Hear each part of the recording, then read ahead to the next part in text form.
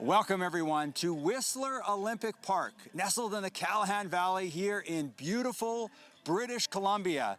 This is the 2023 FIS Nordic World Junior and U23 Ski Championships. I'm Steve Scholes, and I've got Tim Wintano here, longtime Wax Tech and coach here in Canada. Tim, how excited are you for this event? Well, first off, Steve, as you can see behind me, the rings, this is the home of the 2010 Winter Olympics for Nordic events. Many of these athletes are super excited to be racing on the same trails as those Olympians did in 2010. Now, this is the Junior World Championships, U23 World Championships. What does this event mean to these athletes? What is this about? Well, for the junior athletes, this is the first time many of them get a chance to actually race against each other and see where they stack up on the world stage. Yeah, so it's so exciting, and it all started yesterday with the opening ceremonies.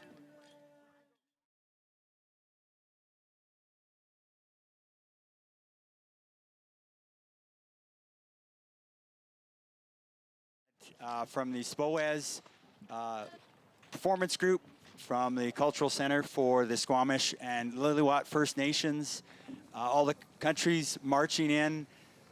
Yeah, and as you can see, everyone's super excited, happy, and I don't know if you can look closely, but they're all wearing medals around their neck, Steve. Tell us a little bit about those medals. So they all received these commemorative chocolate medals, and just a nice little touch. And there's the Canadian team, Tim.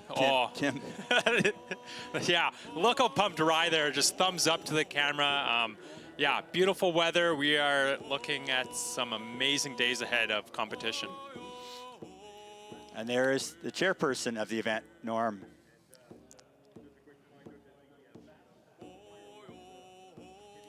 And so after the opening ceremonies, we talked to Tim Hope, who is the managing director here at Whistler Olympic Park, and just about the scope of this event and how wonderful it is to have a big event, a world-class event like this at Whistler Olympic Park.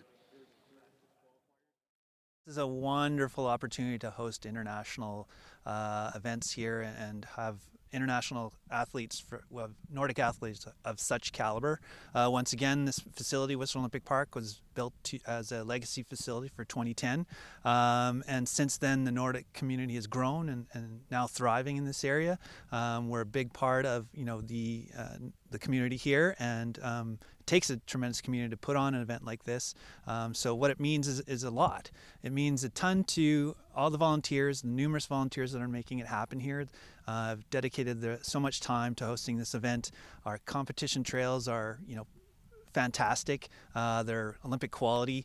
We've got such a beautiful jump facility here as well, and our Nordic Combined athletes are going to have a great time here as well. So, those three disciplines once again here at the park is amazing, and it's great for the clubs that are, have the programming here and exposes, the new stars and exposes new kids to the sport, and those that are participating to get pictures with their heroes and see future heroes, because many of these athletes are going to move on to, the national teams for the Olympics, and, it means a lot to host this great competition here once again, and pay tribute to what a national sport asset this place is.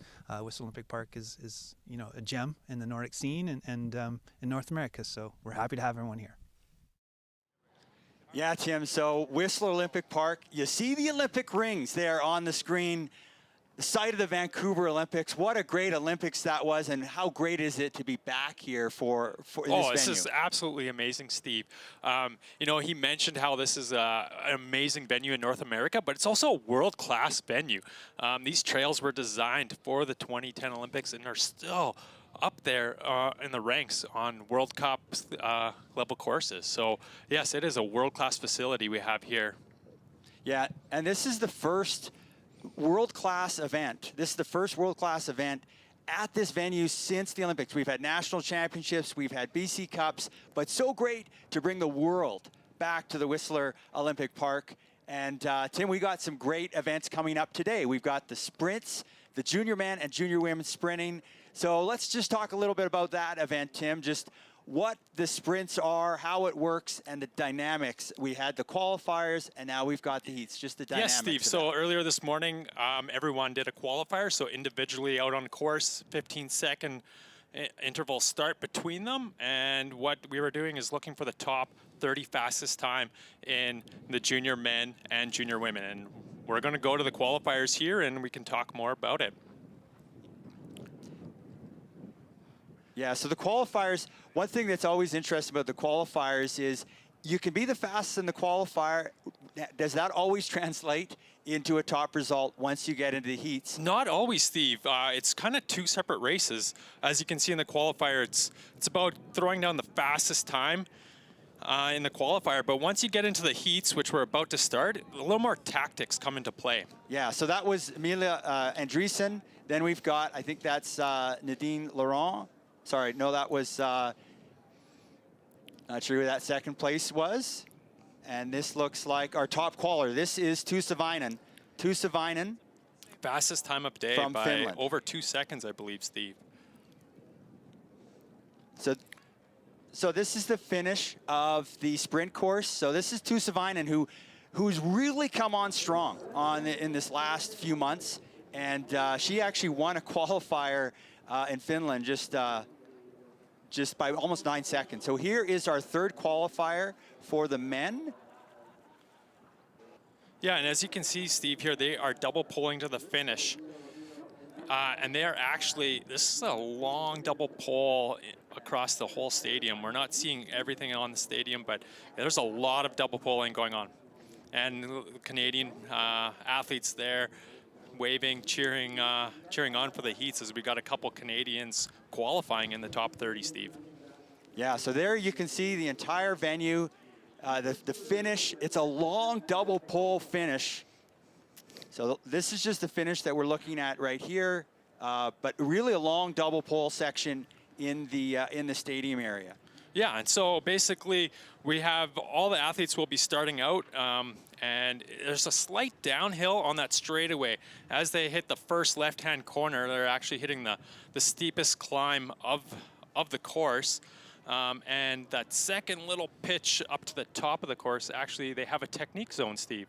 So it is during that technique zone that they either have to be doing a herringbone technique or diagonal stride. There's no double pulling allowed in that technique section.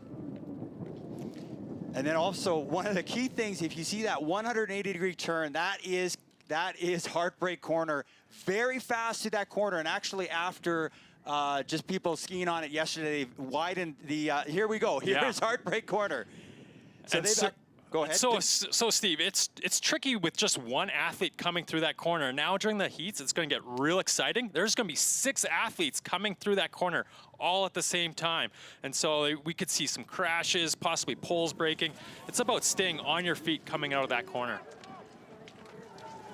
Yeah, there we see one of the French skiers just going through the corner there. But yeah, as you said, when you got 5 skiers going through Heartbreak Corner, that is going to be tricky because they're coming down the hill at a lot of speed, 180-degree turn, and going to be really an interesting And then we can spot. see there's some tracks set there. I know we were trailside the other day, and it was interesting to see the teams practicing either double pole technique coming into those tracks up the hill, or if they're going to be striding and what is actually going to be faster today.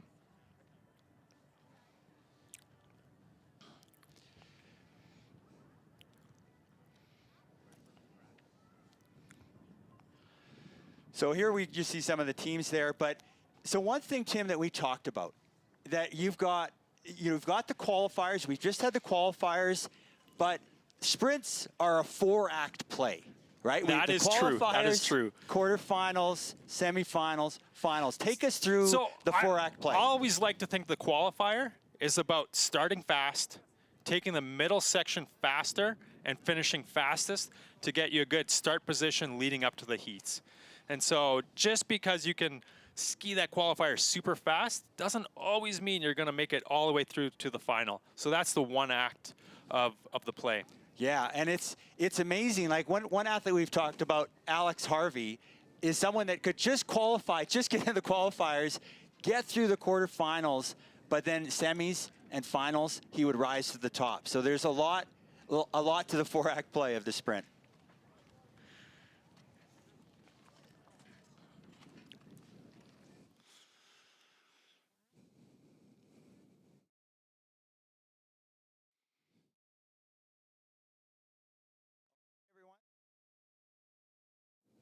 If you're just joining us, this is Whistler Olympic Park for the FIS Nordic Junior World Ski Championships.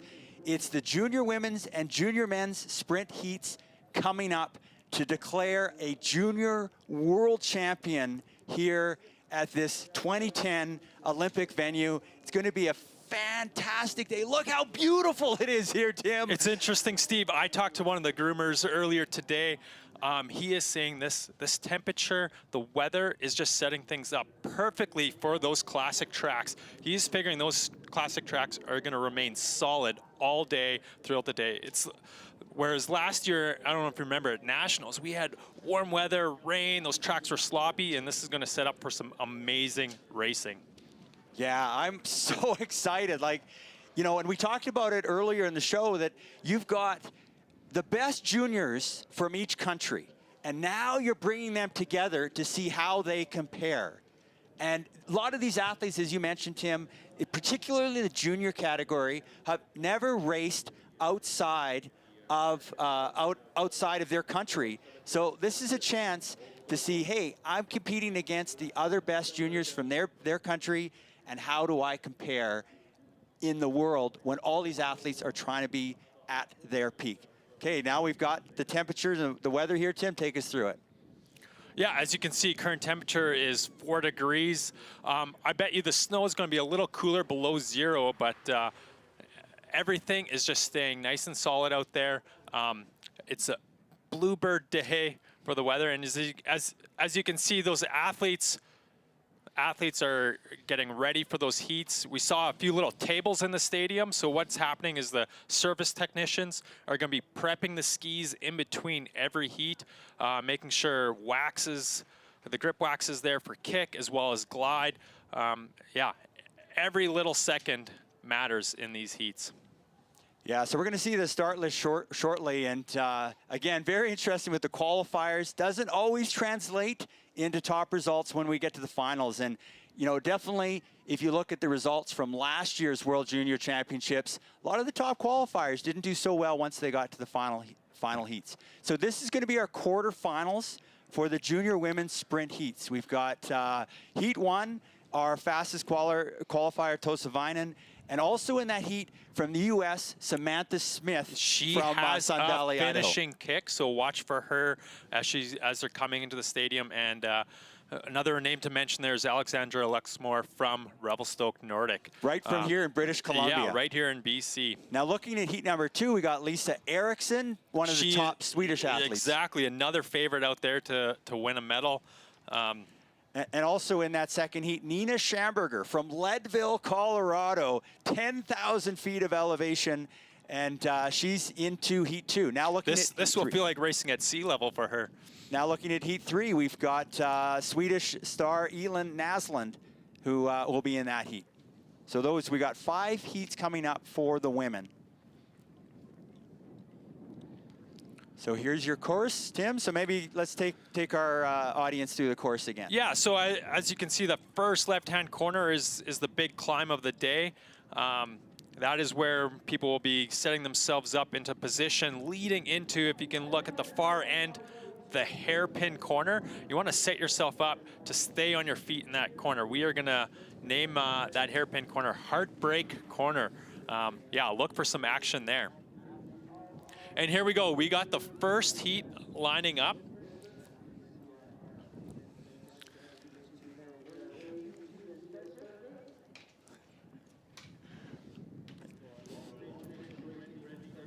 Okay, so we're getting ready for our first heat. Again, in this heat, 6 skiers. 2 will move on, and then out of all the heats, the next 2 fastest times will move on to the final. So we're sitting pretty close to those that first heat, and we're just gonna walk through. We've got Tussa Vainen, our fastest qualifier, up-and-coming star from Finland. Yeah, she is a strong sprinter. I talked to actually one of the coaches at the Alberta World Cup Academy is from Finland, and he sent me a little note that she's been, sprinting real strong at the.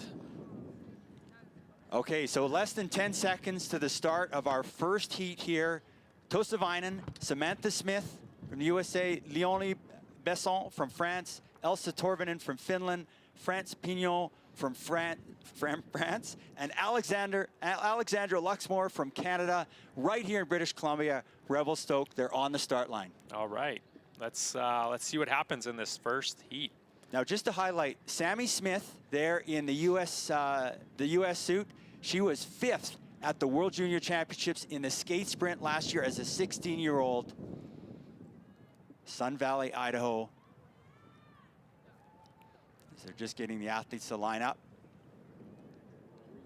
So cool bit about Sammy Smith. Not only is she a great cross-country skier, she's also a very accomplished free skier, and she's in the youth training pool for the U.S. women's national team of soccer. So a very high-level multi-sport athlete. And here we go. It's amazing to see. Our first heat about to start, and there we go. Our first heat for the junior women are now on course here at Whistler Olympic Park. Now there's a little bit of a downhill at the start, and then they go up on a climb, and there's 2 stages to this climb, Tim. That is correct. As they're rounding this corner into the climb, they're going to hit the steepest part of the course. And a little bit here, you got to position yourself. You can do a little bit of what I call accordion effect, slow down, speed up. And so you want to make sure you don't get caught in that. Looks like Tussa Vainen there is just taking charge right off the start as she climbs up the hill. So Tussa Vainen, the Finnish skier, our top qualifier in the lead. Leonie Besson from France sitting second there on this climb.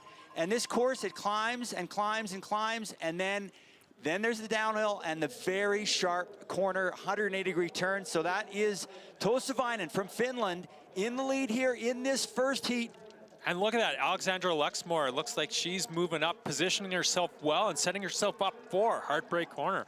Yeah, she just made it into the heats. It's the 30th qualifier, and she's having a great quarterfinal here.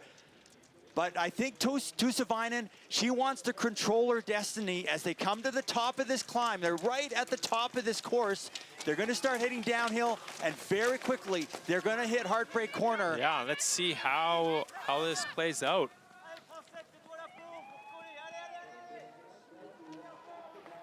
So here we go, into Heartbreak Corner. Tussa Vainen leading it out. Besson in second. In third is Torvinen. Sammy Smith on the inside. Nice corner by Sammy Smith. You can see she moved up a spot there.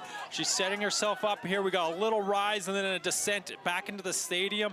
Yeah, this could play well for Sammy Smith on that corner and Heartbreak Corner. Yeah, that was a great move by Sammy Smith, and she needs that. Now again, the top 2 will move on to the final, and then the lucky loser positions.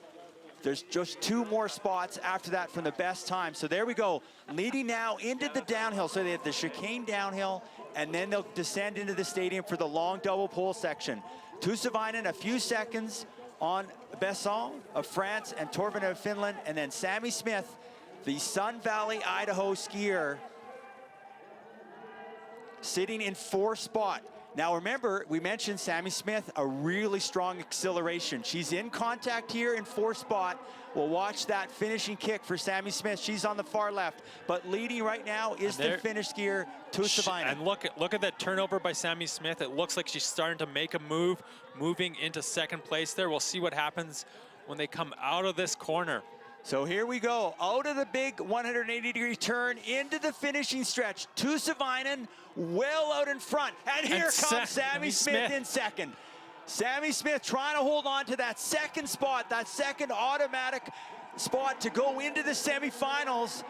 She's looking over her shoulder. She wants to stay ahead. So Tussa Vainen takes the top spot. Tusk eases up there, saves some energy for the next round of sprinting, and Sammy Smith makes it on. And then a photo there between Torvinen and Besson, and those two are hoping now for a lucky loser position. Oh, wow. Okay, so Sammy Smith, one of our American favorites. We saw that she stayed in contact and had a strong finish, strong acceleration at the end.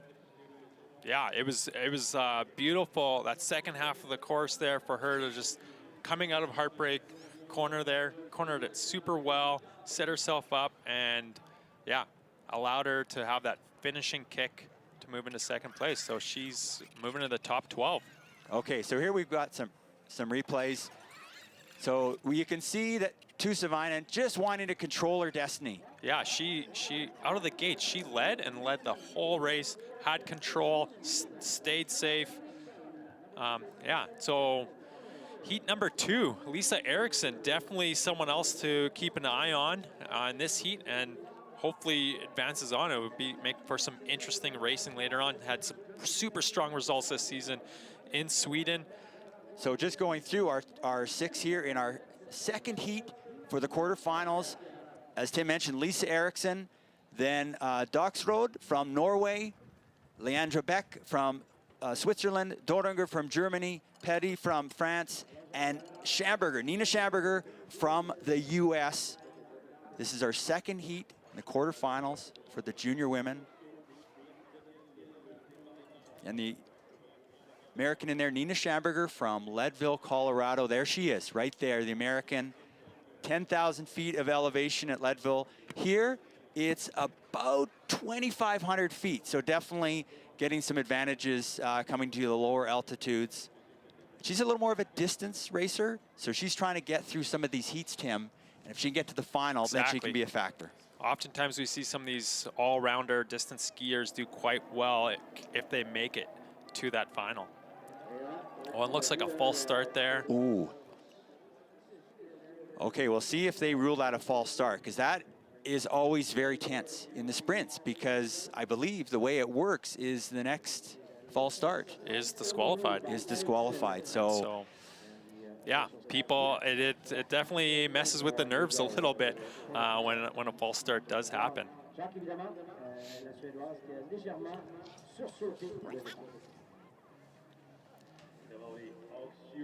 So while we have a second there, while they reset, Dagsrud, she was second and third in the 2 classic sprint trial races for the Norwegian junior team. So a very strong sprinter, make it through all the qualifier and the heat. So definitely one of the top skiers here in this heat, but also Lisa Eriksson, past medals at the Junior World Championships, but never an individual gold for Lisa Eriksson. And there we go, we're underway here at Whistler Olympic Park in our second heat in the junior women's quarterfinals.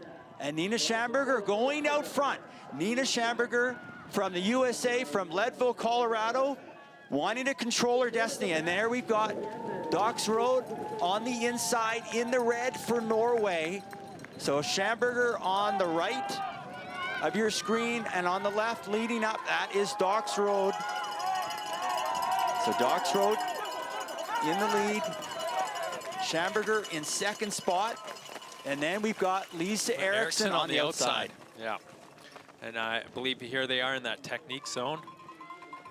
Yeah, that's an important thing to mention, Tim. Just talk a little bit about the technique zone. Yeah, and so oftentimes they put technique zones in courses, so it deters athletes from trying to double pole a course. And if you do get caught double poling or anything like that, you are disqualified. So forces them to keep striding.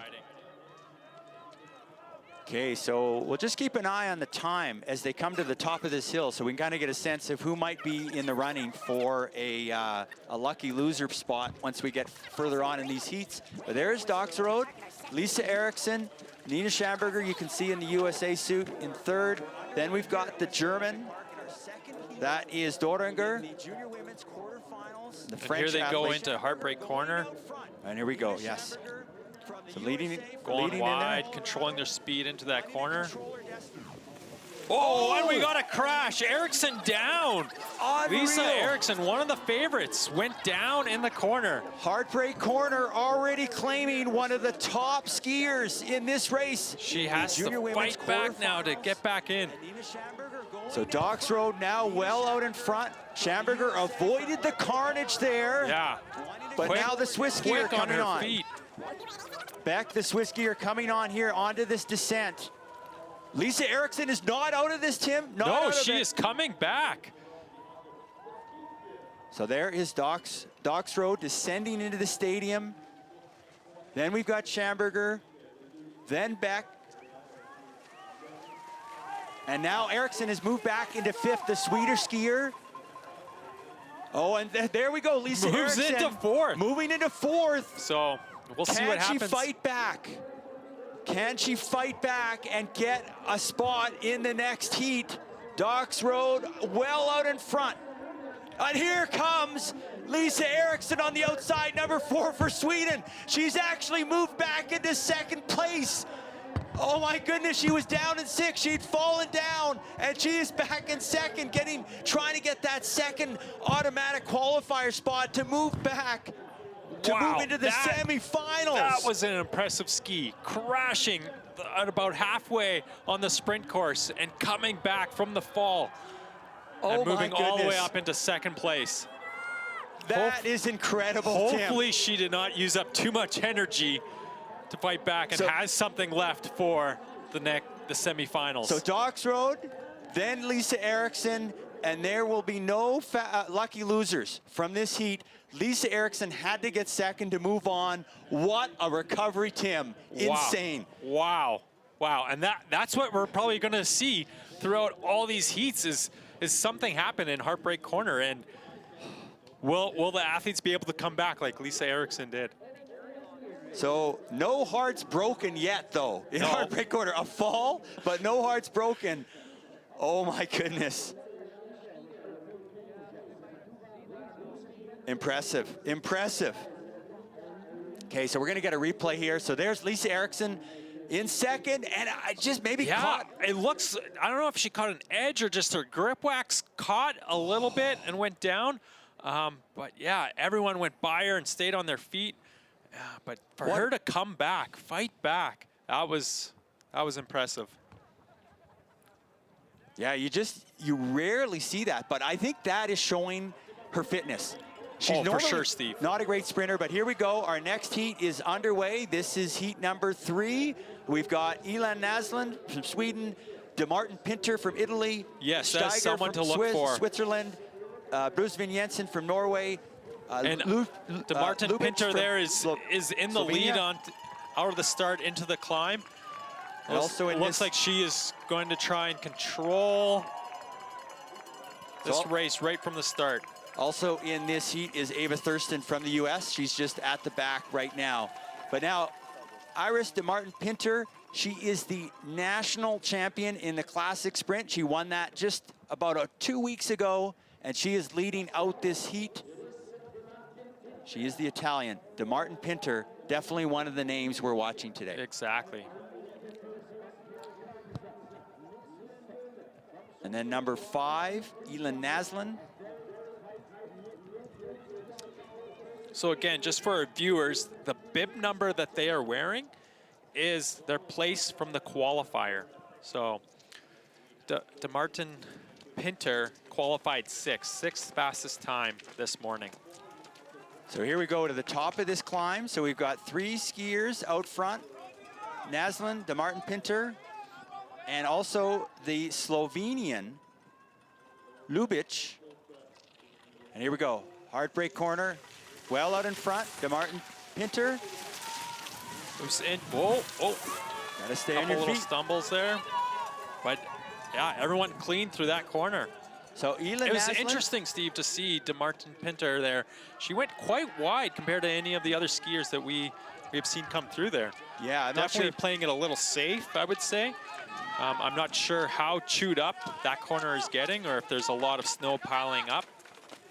But definitely played it a little safe, and we'll see if that will play out later on in the semis and finals. Hey, DeMartin Pinter in the lead. Then Naslund in second. They are out front. And the top two will move on to the semifinal. You can see from that shot, they've got a big gap. Yeah, nice healthy lead there. And so most likely we'll see these two skiers just ease up a little bit, conserve some energy, as they most likely will make it through to the semifinals. And I think, Tim, there is a chance here for the third and fourth to get those lucky loser positions. We can see in there is Ava Thurston on the US on the inside. Then we've got the Norwegian, Brusvin Jensen, who was a medalist at last year's World Championships, but not in the sprint. So there's your top two coming in. They can look over their shoulders, see they've got some space to relax. So DeMartin Pinter of Italy and Naslund of Sweden will move on. And that third spot, it's gonna be really close there to get a lucky loser spot. I don't think it's gonna happen. I think they're just off. Looks like they just off the pace there for lucky loser spots. Just missed it. So Iris DeMartin Pinter moving on. Elin Naslund of Sweden moving on. Now our fourth heat will be coming up shortly.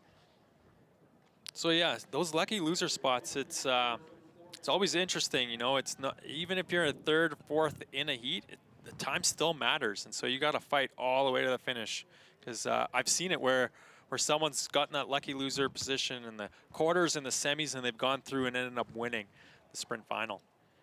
So here they are coming up the climb, and at this point they're still close together. But I think this is where the strength of DeMartin Pinter, she's pushing the pace. She's pushing the pace, and you can see just in the background, the Norwegian, very strong Norwegian, she's gritting her teeth just trying to hold the pace. Yeah. And then we had Heartbreak Corner.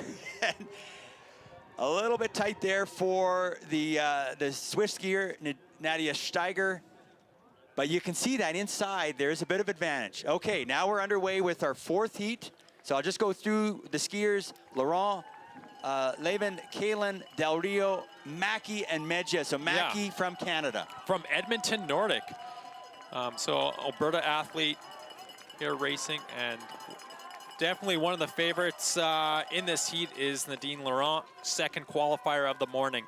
And she also won a OPA Junior Cup recently in Oberstdorf, Germany. So she is on good form, and she's leading this.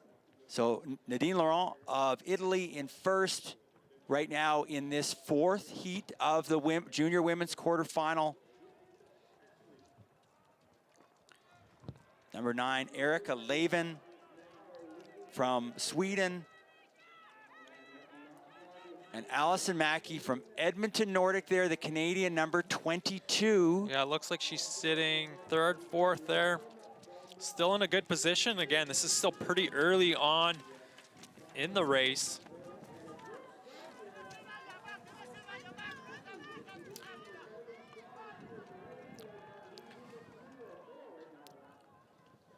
And here they come into Heartbreak Corner. So Nadine Laurent safely through. Then the Swiss skier, Marina Kaylin, moving up into second now, coming out of that corner. And another athlete of note here, Steve, is bib number 19, Gina Del Rio, the only athlete from Andorra participating at these championships. And she is a sprinter. She wants to do well in this sprint. There she is, number 19, the Andorran athlete. And we've got one of the Slovenian athletes just in sixth spot here in this fourth heat of the quarterfinals. Okay, so Nadine Laurent nicely out front, and then that battle for second with Switzerland's Kaylin and Sweden's Levin. Again, the top two moving on. Yeah, I think this is going to be quite close for the lucky loser spots. If they can hold this pace. There we go. Nadine Laurent well out in front. The second best qualifier. Winner of the OPA Junior Classic Sprint just a few weeks ago in Oberstdorf in Germany. Then Kaylin trying to lead around this corner. And Erika Levin, the Swedish athlete, sitting in third spot now. All right, and this is going to be a battle for second place here. Saw Nadine look back over her shoulder. She definitely has this, but who is going to take second place? And Erica Lavin moving into second. And it's going to be very close for the lucky loser spots. I think Marina Kalin should be able to do it to move into the lucky loser spots.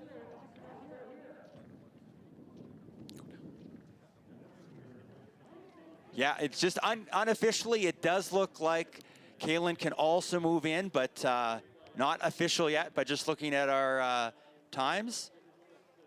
Looks like Marina Kalin will move into a lucky loser spot.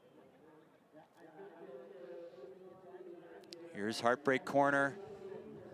And that inside line, it's sharper, but that allows you to just maybe control things coming out of that corner, gain a little bit of ground. There's the power. So far, Nadine Steve, Laurent. yeah, we've been seeing that whoever's winning the heat is just taking charge right off the bat, right from the start, lead it, take control the pace, and staying out of harm's way coming into Heartbreak Corner. There's Gina Del Rio from Andorra. She will not move on to the semifinal heats. But Nadine Laurent, Erica Lavin, and perhaps Marina Kalin, if she can hold on to that lucky loser spot. And there, just show the image there of Gina Del Rio just out lunging Allison Mackey, the Edmonton Nordic athlete representing Canada. So we will not be having any Canadians moving on to the semifinals. Really hoping we could have had a Canadian go through. Now we got our fifth and final heat. Andreasen, the Norwegian star coming up, who has won every single junior race she has done this year. Also in there, Stenersen from Norway, Tova Eriksson from Sweden, Liv Kupa from France, Samantha Krampa from Latvia, and Fanny Kukenletto from Finland. Yes, Steve. And the interesting thing about Mila Andreasen is a few weeks ago at the Norwegian Championships, she was 5th in the sprint, and that is with the open women. That's the senior women. Yeah. And the 4 women in front of her are all regulars on the World Cup, That is the Senior correct. World Cup. And so we know she's in top form. So that's number 3, Mila Grossberghaugen Andreasen. Number 8, Stenersen of Norway. Now Stenersen was 2nd in the Norwegian trials for Junior Worlds in the classic sprint. So another strong classic sprinter. Tova Eriksson has had many strong races this year. She's number 13, the Swedish skier. And we're off here. Our final heat, our final chance for these athletes to move on to the semifinal. Okay, leading it out is Stenersen, number 8. And then to her right is the red Norwegian suit of Mila Grossberghaugen Andreasen. And there we've got Andreasen moving up on the outside. Stenersen sitting 2nd. The French skier, Kupa, sitting in 3rd right now. And look at Andreasen just attack on that hill, Steve. She has opened up a little bit of a gap there. And I think Andreasen, knowing that she's got an extremely high level of fitness right now, she just wants to push the pace. I think she doesn't want to risk anything Stay out of in trouble. Heartbreak Corner. Exactly. Stay out of trouble. Get out front. And you can have a little bit of control there.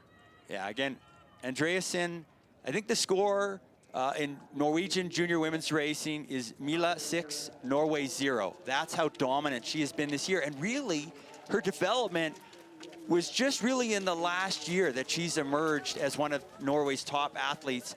And we were talking to the Norwegian head coach, and he said, you know, in Norway, we try and let athletes develop on their own timeline. And in this case, Andreasen is coming to a very high level. And there's sitting 2nd spot is Stenersen.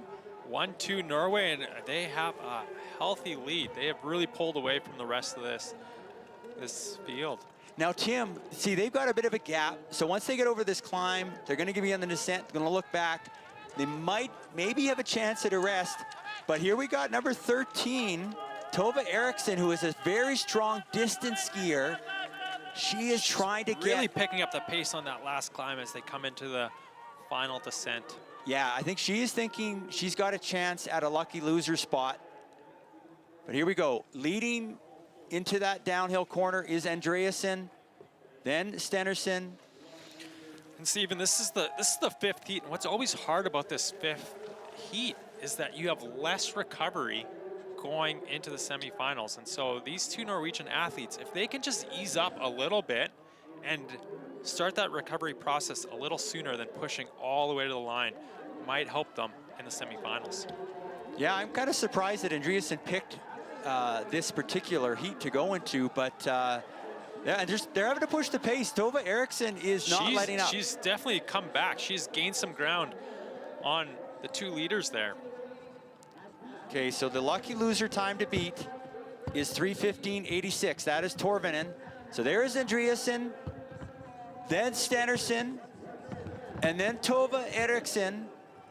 She's got to beat about 3:15 if she wants to get that lucky loser spot. But Andreasen moving on, Stenersen moving on. Oh, and it is going to be close.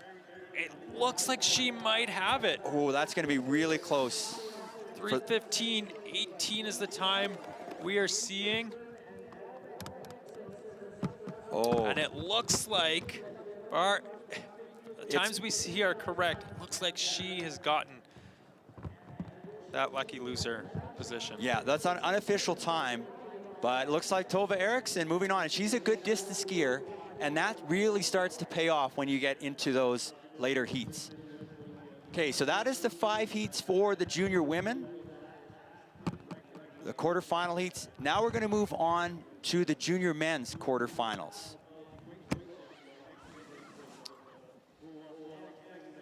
But I think we've got quite a few strong skiers moving on.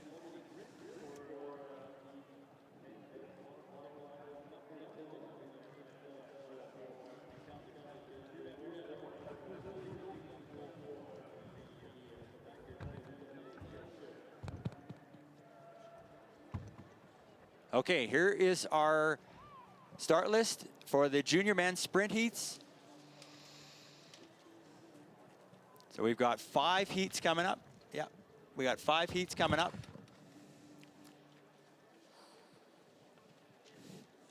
Okay, so we've got 6 skiers coming up in our first heat.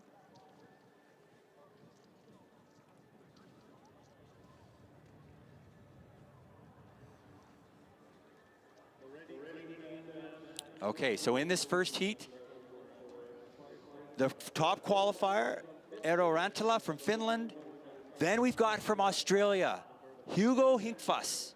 Then from Sweden, Juterdal. From Spain, Salas-Gash. From Germany, Petzold. And from Italy, the Italian junior sprint champion, Martino Carollo. Now, Hugo Hinkfas races for the University of Colorado in the US. And he recently had a top result at the US Nationals, where he was the top junior. So again, Hugo is in good form coming into these championships. Yeah, definitely. And, you know, talking to the Australian coach, they said their dream is for one of their athletes to make it to the semifinals in the sprints. See if that can happen today. Okay. We also have Eero Ranttila here, top qualifier. He also won the qualifier at the Finnish selection races, so. Okay, so our first heat for the junior men's quarterfinals is now on course here at Whistler Olympic Park. Eero Ranttila leading out with the long blonde hair. Then we've got the Swedish skier, Juterdal, sitting second. The Australian skier, 110, sitting back in the pack. Now moving up, the Spanish skier, Salas-Gash, sitting second spot. Spanish skier is 120. And the German there, moving up on the inside, Luca Petzold. That's 121. And then the Italian, Martino Carollo, who is the Italian junior champion.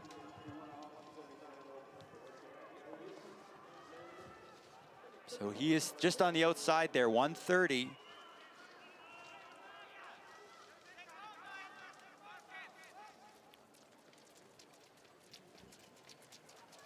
Steve, this is a pretty tight heat. Looks like there's a bunch of them Okay, going we're coming in together into Heartbreak Corner here. This could get dicey here. It's the Spaniard, Celis Gash, leading it out. See how they take Heartbreak Corner here. Everyone's safe made it through safely. Okay, so leading out of that corner, 120, Celis Gash, the Spaniard, 101. Oh, and they're double pulling. You can see, we saw them in practice. So Eero Ranttila double pulling that little rise before the downhill, and there's the Australian, Hugo Hinkfuss. He's got his work cut out for him if he wants to make it to the semifinal. But Eero Ranttila showing that maybe double pulling that last little rise maybe is the way to go. He's gonna lead it out into the downhill, into the stadium, then the Spaniard, Celis Gash, then the Italian and German, Carollo and Petzold sitting third and fourth, but it's a long double pull session here. This is double pulling right here. They're using just their upper body to propel themselves forward. And this is a tight heat still, Steve. They are still all together. A lot can happen into this finishing straight. So there we go. Eero Ranttila leading out. Then the Spaniard, Celis Gash, sitting in second spot. The Swede, Juterdal, has moved into third. Top two will move on. We're changing tracks there. The Swede wants to move into second. Can he do it? Eero Ranttila is going to do it for Finland. I think Celis Gash in second, then Juterdal in third. And this little interesting piece here, Steve, is Celis Gash was the 20th qualifier, and he's made it on to the semis. And so that plays to our four-act play there, that the qualifier is one piece. And just because you've come 20th, 30th, doesn't mean you are out of advancing all the way onto the finals. Yeah, so great result for Spain, but Eero Ranttila showing that he's a force to be reckoned with. We'll see how the other teams handle that last uphill. But here is just a replay of the action of our first heat. So Hugo Hinkfuss, he won't be in a position to move forward. He didn't look quite as snappy as the qualifier. Yeah. Other men in this heat. And here we see Eero Ranttila double pulling that little rise right so over the top. So much power in their upper body to get them up over that hill. But it does use a bit of power that maybe he could have used at the finish, but it doesn't look like that was a factor. No, it didn't look like he needed any more power coming into that finishing straight.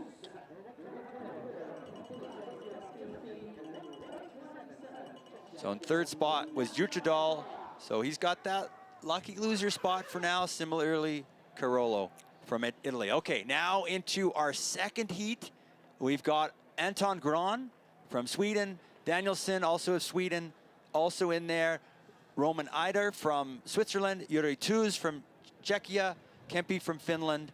And Bauer, Matthias Bauer his from father Czechia. raced here in 2010 at the Olympic Winter Games. Yeah, if you've been a longtime fan of skiing or you watch those Olympics that were here in Vancouver, Lukas Bauer, who was a dominant skier for Czechia, he won a bronze medal in the relay with Czechia. Did he get 2 bronze medals, Steve? He might have, but for sure it was in the relay. He got a bronze medal, and now his son is racing here for Czechia. That is Matthias Bauer, 127. And they're off. So Matthias Bauer on the outside. But I think the Anton Gran, definitely one of the top athletes, the big guy, Anton Gran. I think he might be 6'7", Anton Gran. So he's 107. Then you got 114, Roman Eider of Switzerland. Oh, sorry, that's Elias Danielsson. That was 107. Anton Gran, 104. Yes, there you go. You can see the big man, 104. Anton Gran, 6'7".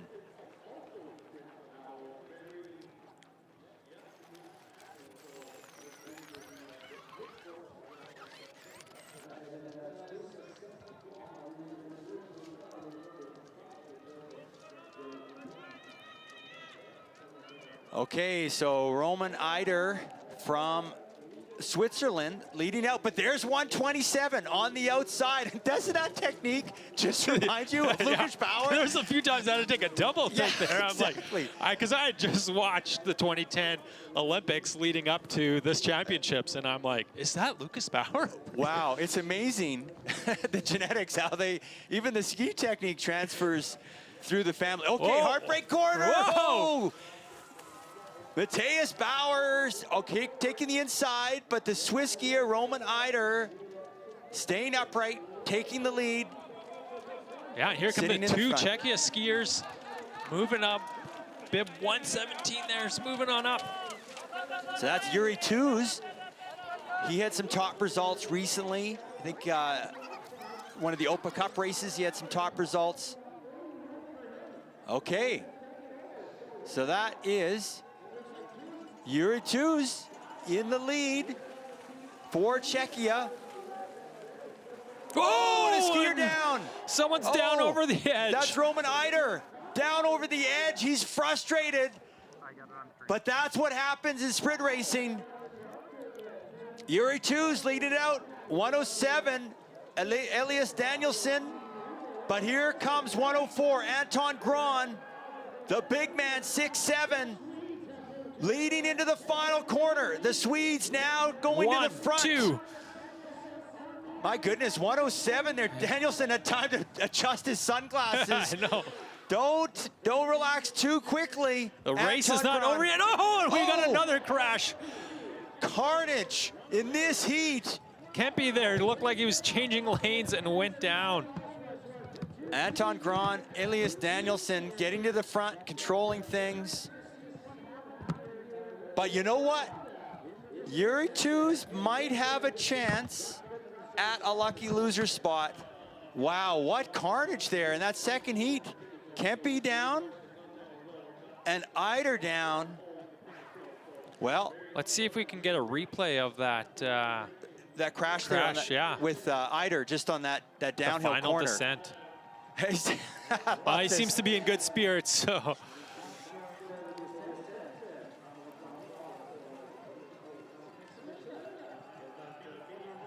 And you can hear all the spectators cheering him in.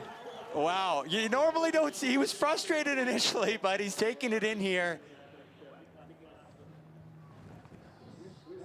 So Roman Eider didn't even break a pole. Oh, there's a discussion there. Yeah. Oh, that's a discussion. Didn't look too happy. Okay, so there he is. He's leading on the uphill climb. He's in front, controlling his destiny through Heartbreak Corner, that first 180-degree turn. Yeah, you can see he's still in the lead, but there is the charge of Yuri Tuz. That was a Nortug-like or Kleibo-like sprint. But here we go. Into the corner, Tim, take us through it. All right, let's see what happens here. It looks like Bauer, we just missed a little bit. Bauer comes in and they clip skis and sends them down. Ooh, and that's what happens when you take that corner with high speed on the inside. It forces you out, and it looked like Bauer got forced out and clipped Eider. And Kempe down there. And you see Bauer, look at his pole going, did that survive all that carnage? Wow, okay, so we're now moving on to the third heat. We've got Finland's Melnitz, definitely one of the favorites here. Hagen from Norway, Grindhagen from Norway, Steiger from Switzerland, Isabek from Kazakhstan, and Artusi from Italy. They're in their start gate. Heat number 3 of 5. Just getting pulled back. So 106 on the outside there in the red. That is Lars Hagen. 105, Iki Melnitz. He had some top results at last year's World Junior Championships. Looking for a medal here. That is 105, the Finnish skier Iki Melnitz. Yes, Steve Melnitz, definitely a strong sprinter.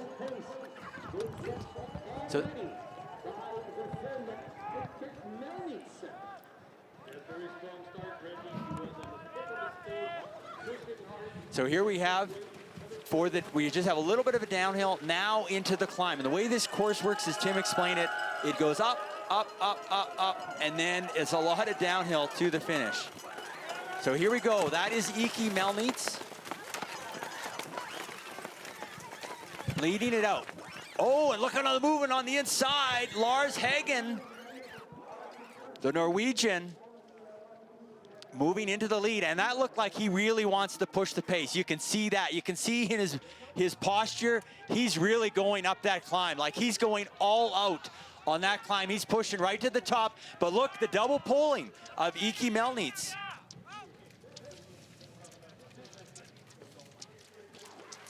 And look at Melnitz double poling as everyone else is striding. Again, using that upper body.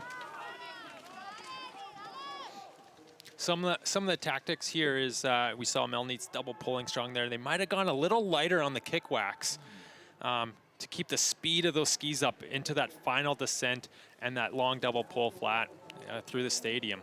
Ooh. Oh, just a little staying sitting upright. back a little bit on his skis. Now let's see how Hagen, the Norwegian 106, yeah, he's gonna double, oh no, he's gonna stride it, but Melnitz is gonna double pull the whole thing, and he can stay right on the tails of Hagen of Norway. Then Grindhagen of Norway sitting in third spot. Then we've got the Italian Axel Artuzzi. He was recently third at the Italian Junior Championships. So there's Hagen, Melnitz, Grindhagen, Artuzzi, and then the Swiss skier, that is Steiger.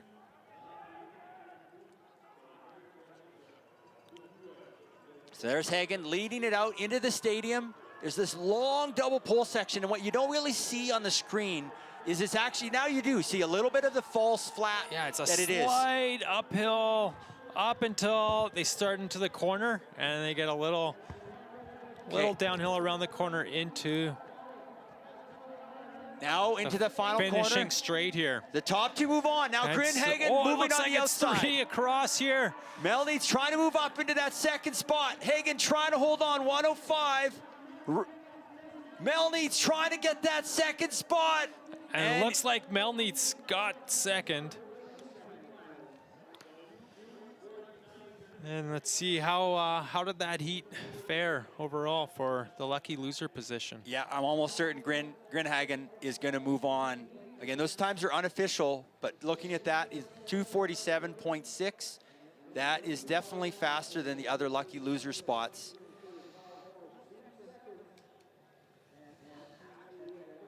So here's the start. That is Grindhagen, 115. But it's just interesting, just the different starts. But look at this. Look at that. Klæbo run up the hill. The core strength required for that kind of power. My goodness. Not too much a problem for the first skiers, but the Swiss skier sitting a little back. Steiger there, oh, little stumble, but stayed on his feet. And that's, you made a good point. Started to sit back a little bit, lost a bit of control there. But there's Hagen just gritting his teeth. And Melnitz just double pulling. And from that viewpoint, they look pretty equal in speed, whether it was just using the upper body or legs and arms striding. But one thing that would be cool, if you measured their heart rate, Melnitz would have a much lower heart rate because he's just double pulling, whereas Hagen is using a lot more large muscle groups and really pushing up the heart rate. That is true. That is true, Steve. There's a nice side view. I was surprised that Melnitz didn't lunge a little bit there. I mean, Grindhagen had a good lunge there. Yeah, it could have been a lot closer. Could have been a surprise. Okay, here we go. Fourth heat.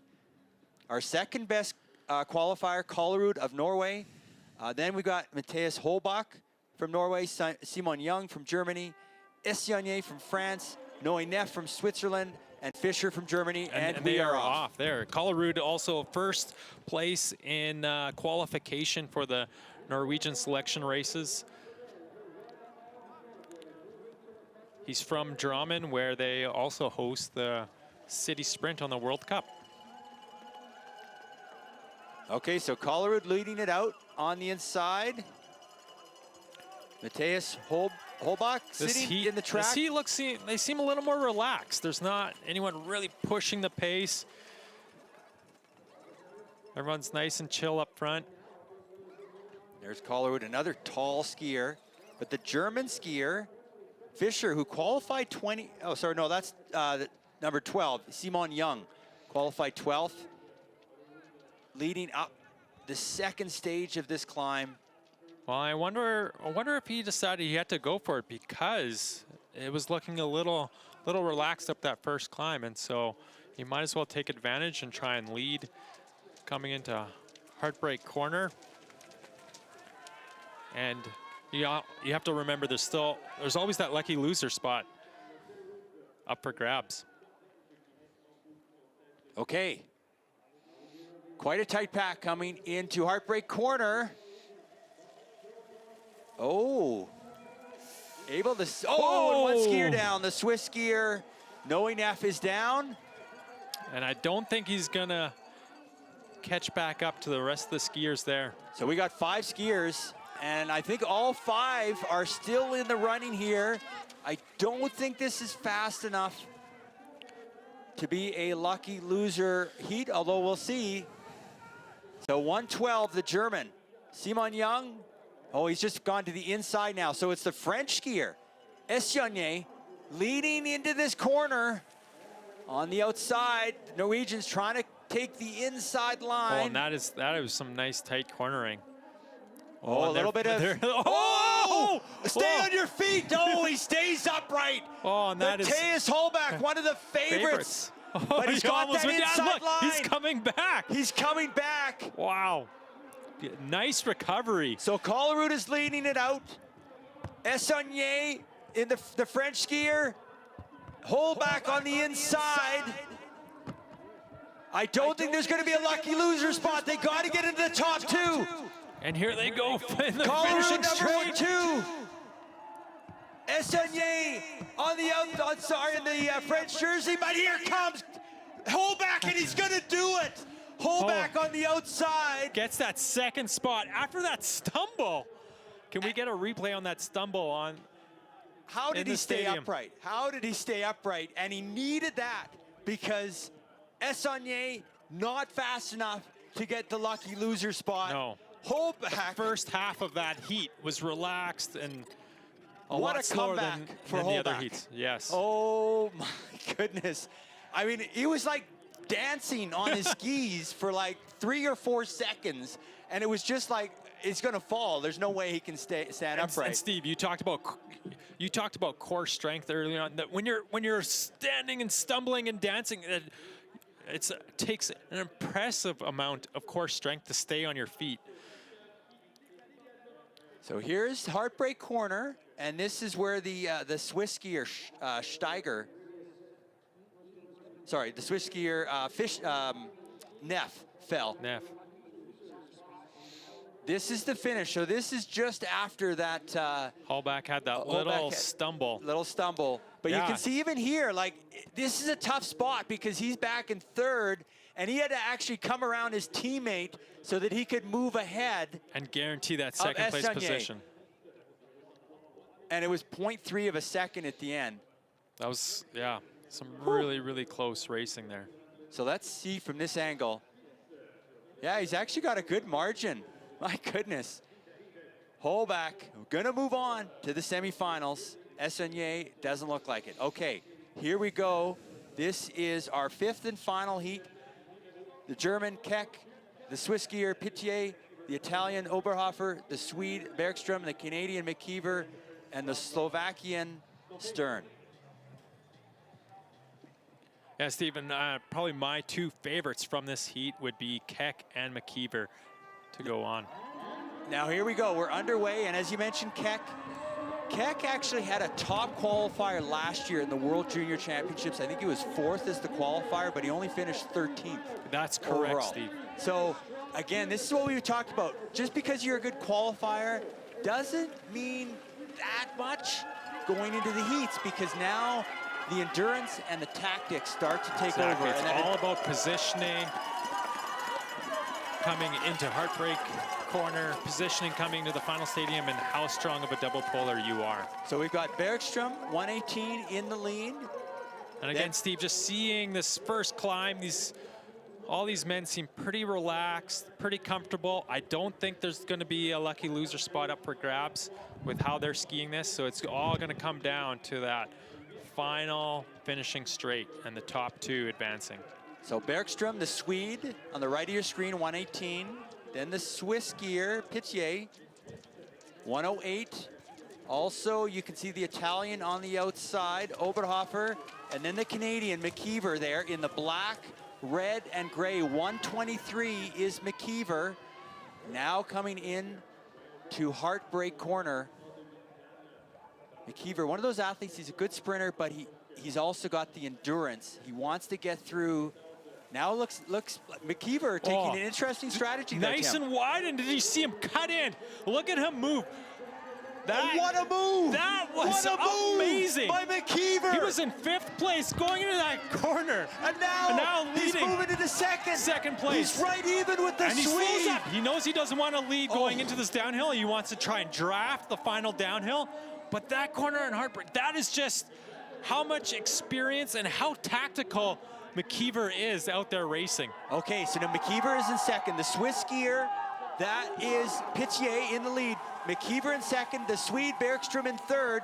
Now on into the stadium, and it's a long double pole section. Pitié leading.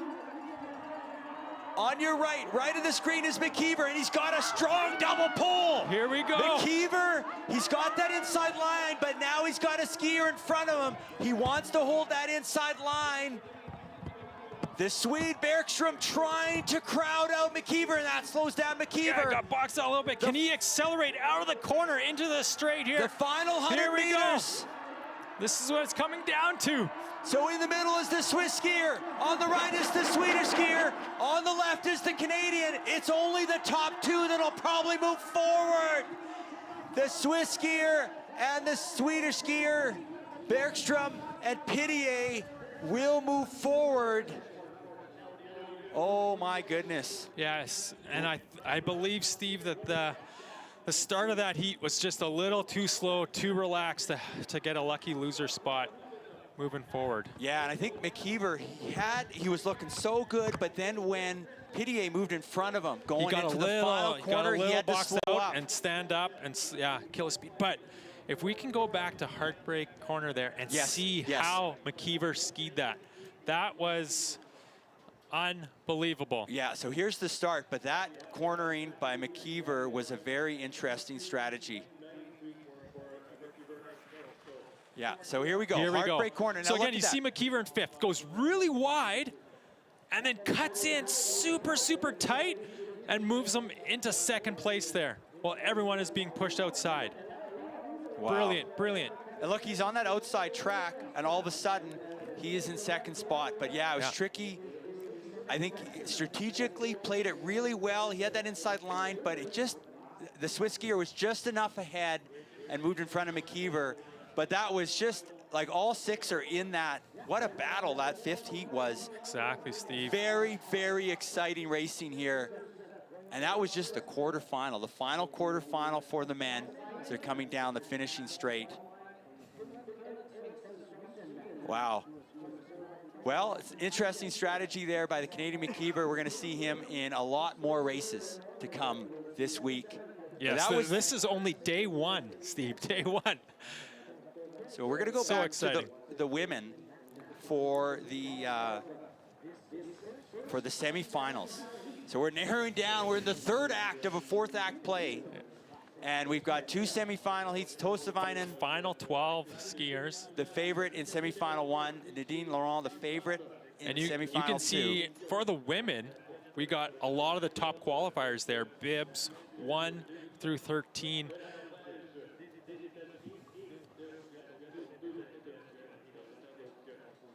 There we go. Okay. So this is interesting. I'm looking at these 2 heats, and I think also Iris DeMartin Pinter, another favorite to move on, and Andreasen. But semifinals now, looking at this heat 1 in the semifinals, like any one of these skiers could win today. They are all have an impressive resume, lots of sprinting experience, and all looking really fast. And there's Sammy Smith, the American skis in Sun Valley, Idaho, plays soccer in Boise, Idaho. 5th at the World Junior Championships last year in the skate sprint. First sprint semifinal for the junior women. Again, top 2 will move on automatically, and then the next 2 fastest And we have to times. remember here, Steve, Lisa Erickson had that crash in the quarters and fought back to advance, and we'll see if that has any effect here. And we're underway here with our first semifinal heat for the junior women. We've got this little downhill at the start, and then they start climbing to the top of the course. So there is Tussavainen. She's doing what she did in the last round, just going out to the front, taking charge, leading. Then we've got Doxrode. In the red suit, number 7. She's now taking over the lead. And Doxrode, Steve, did you see on that climb where the tracks were kind of broken away there? She went on the inside. When we skied the course yesterday, we realized that it was a little bit steeper of a pitch on the inside. And so depending, it sets you up exiting nicely, but it's a little easier if you're a little bit in the middle to the outside on that corner. Okay. So this is Doxrode, number 7 in red. In the blue is Tussavainen from Finland. The Swedish skier is Lisa Eriksson. As Tim mentioned, she is the one that fell in her heat, and she came back and got second. She won all 3. The Swedish skier won all 3 of the junior world trial races in Sweden. She is peaking for this time. Now there is Sammy Smith. But again, it's still early in the race. A lot can happen. Let's see if she can get back into contact with those 5 other women. Okay, so Doxrode is going to lead into Heartbreak Corner now. Tussavainen there going on. Oh, little bit of a stumble there. But Tussavainen there comes out in front. And there's DeMartin Pinter sitting now in 2nd spot. The Italian junior sprint champion. And a little more on Iris DeMartin Pinter. She is from the Bologna Sporting Club that Giorgio Dicentia is from, and also the great alpine skier Alberto Tomba. So a lot of winter sport heritage. And look how low her tuck skier was there. Did you see that? Yeah, she's trying downhill. to gain every little second she can. We talk about the great downhill skier from her sporting club, and there we go into the downhill. She's moved solidly into 2nd, but it's the Finnish skier in the blue, Tussavainen, our top qualifier. Then we've got DeMartin Pinter, the Italian, just behind her. But there's Lisa Eriksson. Again, very strong in the distance races. If she can get in the final, she could win in the final, but she's got to get there first. That's how this sprint tournament works. So the Finnish skier, Tussavainen, in the lead. DeMartin Pinter in 2nd here in this semifinal. Lisa Eriksson sitting 3rd here in the final 100 meters.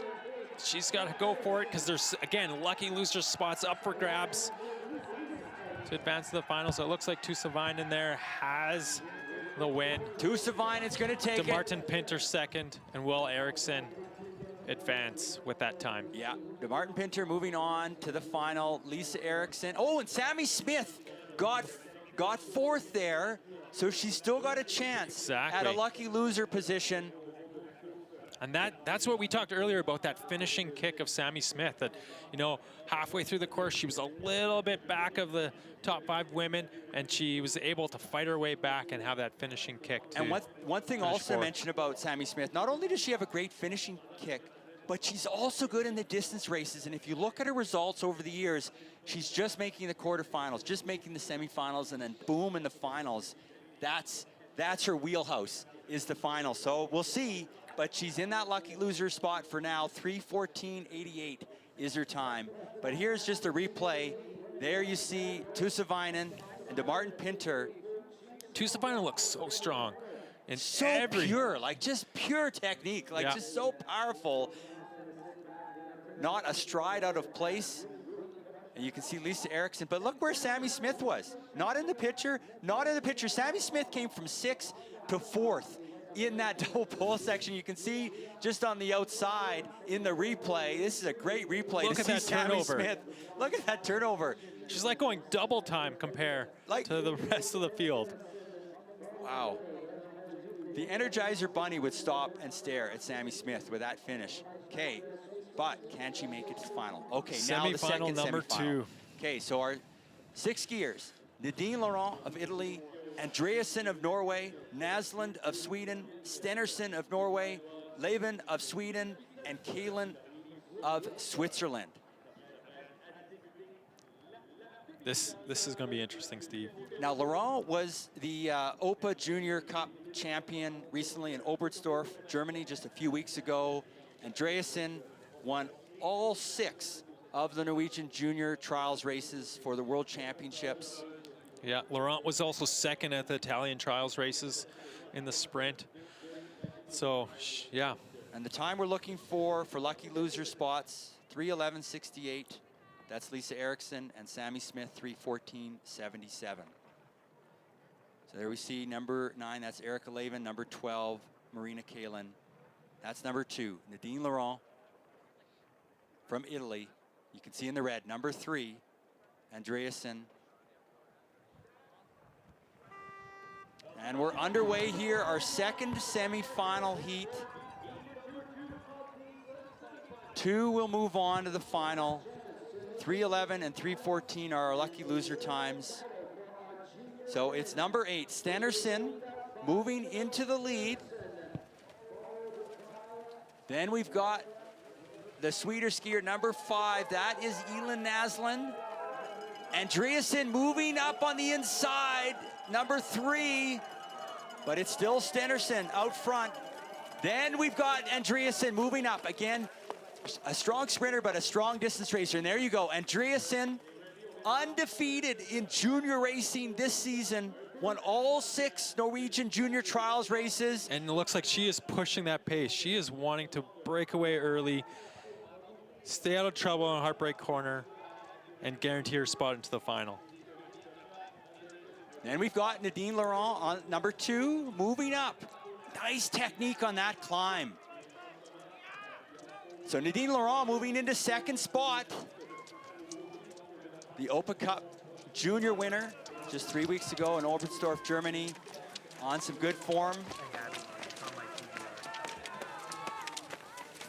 Looking to be 2 skiers off the back there, but as we saw in the previous semi-heat there, Sammy Smith coming back, the race is not over, a lot can happen. Here they come into heartbreak corner. Andreasen, the Norwegian in red. Then Laurent, First the 2 look Italian. clean through.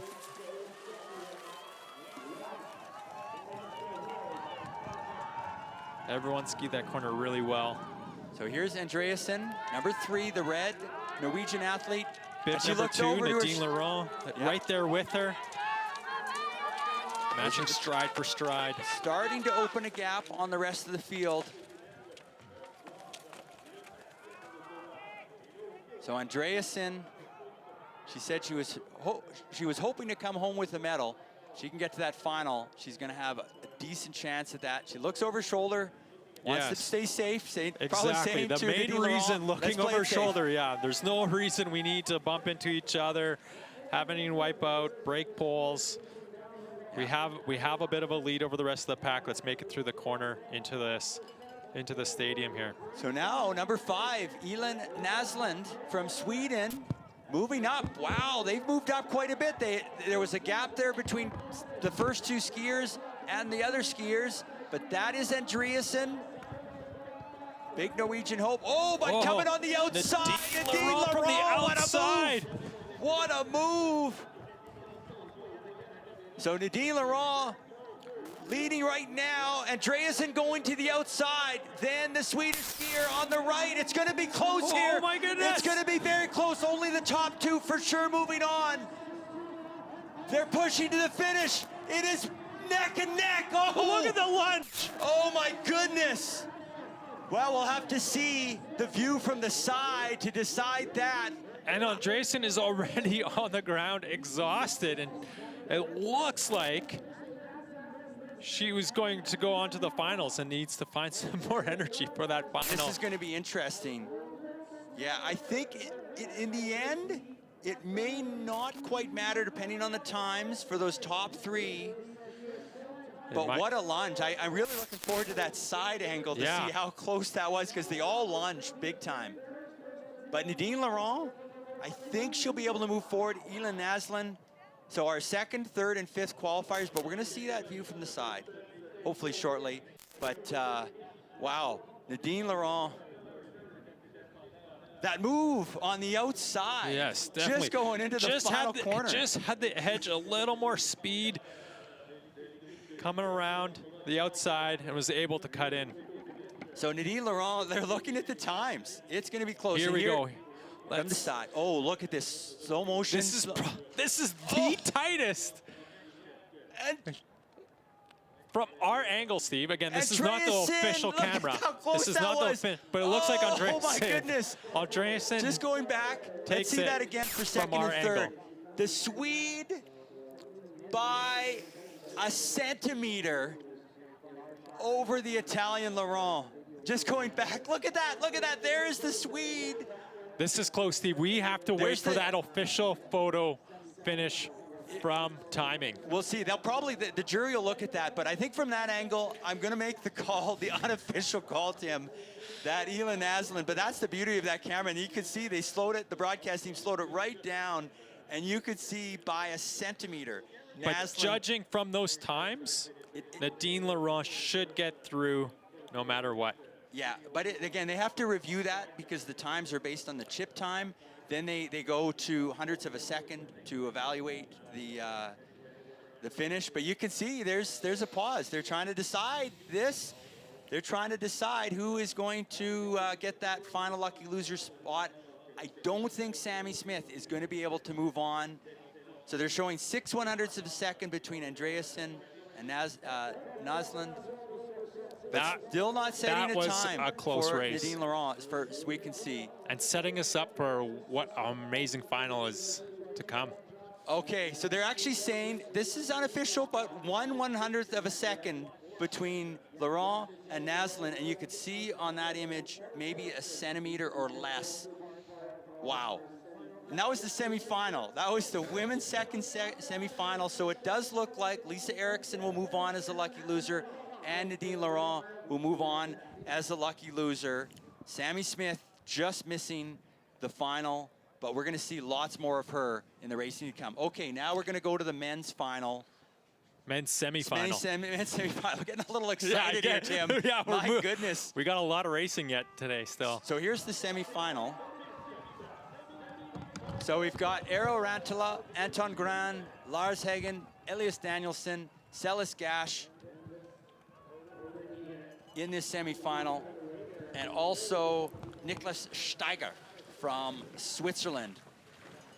Okay, this is the first junior men's semifinal.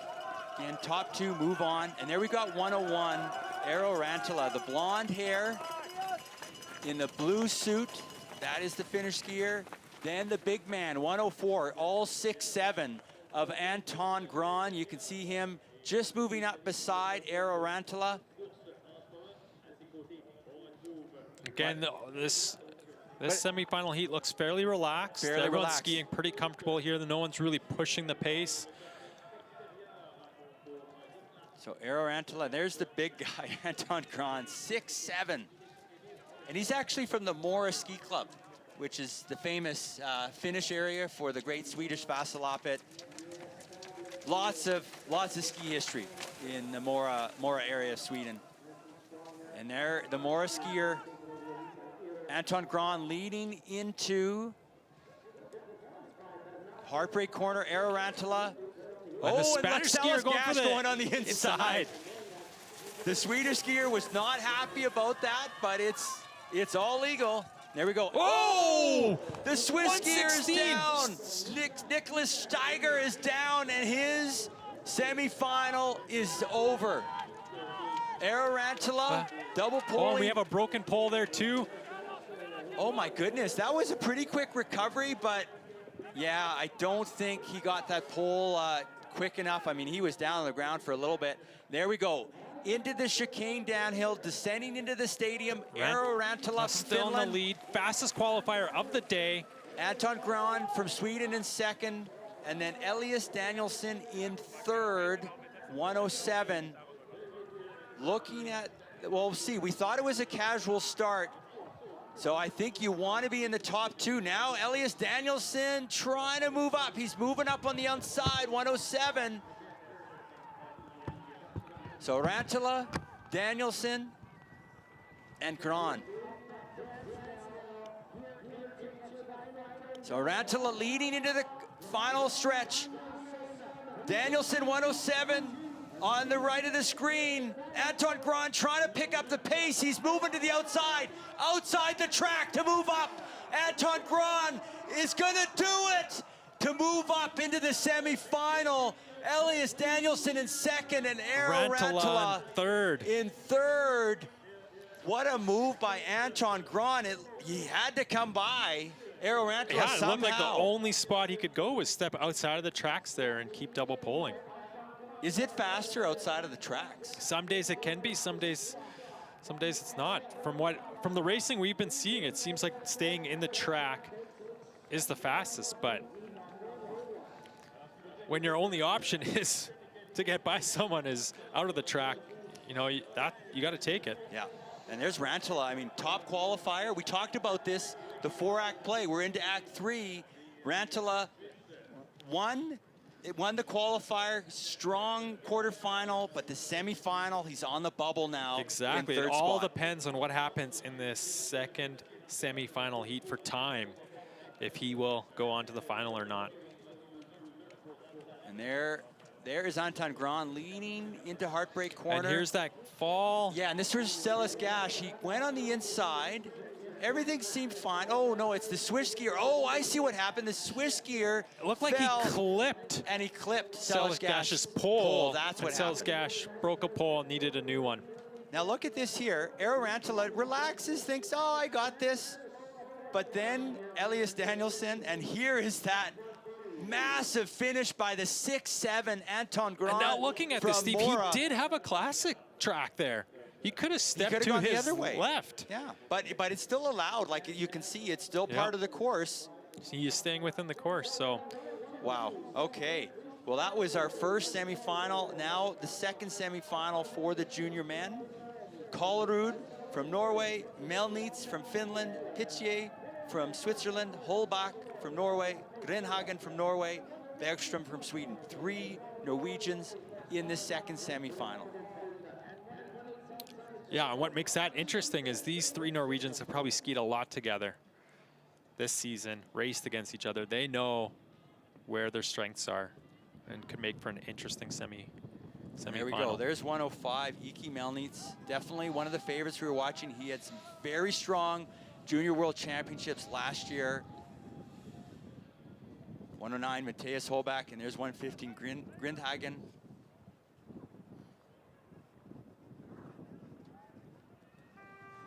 And we're underway here, our second semifinal. Again, 2 automatically moving forward, and 118, Erik Bergström from Sweden taking control of this race. The second semifinal for the junior men. Christian Kollerud, our second fastest qualifier. Sitting second, but just on the outside, 109, Matthias Holbach. Definitely the top Norwegian junior sprinter this year. So you can see the 2 in red, Kollerud 102, 109, Holbach. And he had that great comeback in the previous heat. He had to fight back. And the way that little stumble there in the stadium, came back. And again, though, this heat, they're thinking about tactics. They're thinking about how they're going to play out in that stadium finish. No one's really pushing the pace. Grindhagen double poling. This climb kind of goes up steeply, a little bit of a plateau, and then a second rise. And Kasper Grindhagen, double poling that. Will he have enough power left in his upper body for that stadium. Let's see how he takes this next climb. So he's leading through Heartbreak Corner.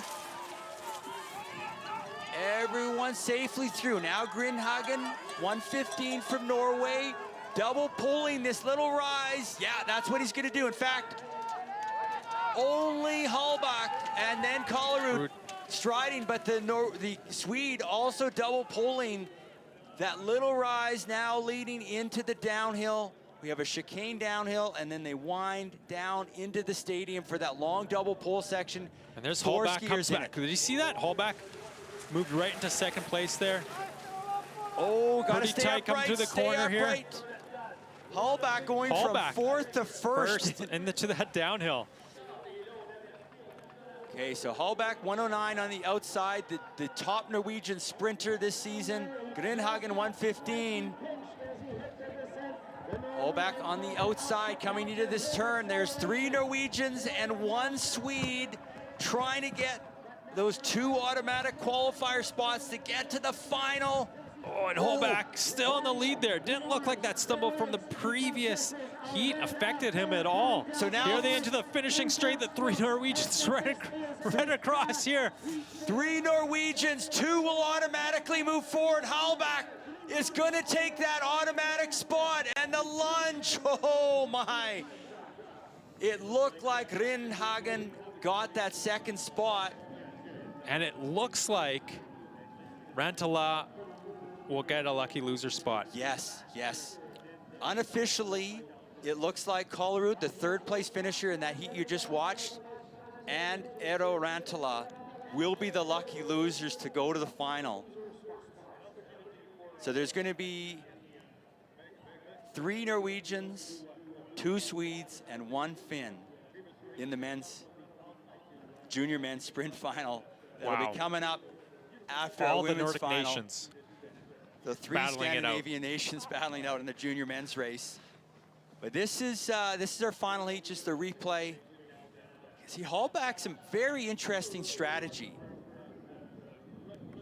You know, he stayed on the outside here. He was sitting, you know, 4th spot here. Yeah, he played it safe, you know, relaxed most of the time, and then made the move when he needed to get him out into front. So yeah, and very he well almost played played tactics. a little bit like the McKeever turn there, where he went to the outside and then cut to the inside. Exactly, Steve. And you can see Hallbach, he was sitting 2nd there, but he controlled things. See, in this corner, again, he had the slight advantage, and he was able to move out in front. But I think he probably got a bit of a word from his teammate saying, don't cut me off.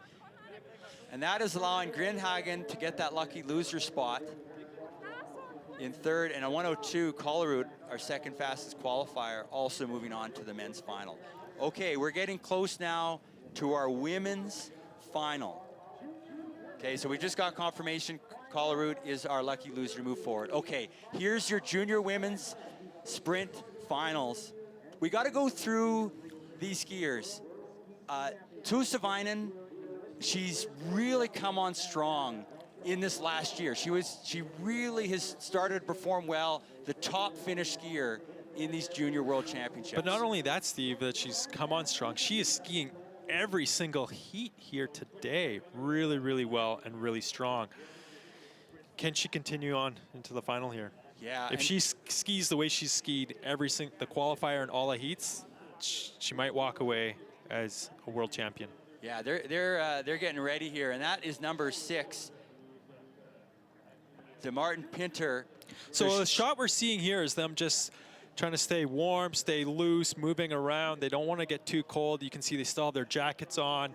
And yeah, just trying to keep those muscles ready and firing for the start. And this is, yeah, so this is just giving them some time to recover because they've got all these heats, and now we're into the 4th act of this 4-act play. And 4th and final act. One quick thing, Tim, just before we talk more about the athletes, but one thing you don't see here is the wax techs, what they're doing between the heats. What would be something, they take the skis after the semifinals, what are they quickly doing to the so skis? we saw in the background there's a few wax tables, things like that. So literally the techs are grabbing the skis. The very, very minimum, they are brushing out the glide zones of those skis, trying to remove any little bit of dirt. If there's, you know, dirt collection from the course, it's going to slow those skis down. So they're brushing out the skis, trying to remove any dirt that's on them. If they have time, you know, they might touch up a little bit of grip wax if the athlete asks for a little more grip for some of the climbs, and then they might be adding a top coat of glide wax, whether that's a liquid, a puck, or something that they buff onto the glide zone to ensure top speed for the final.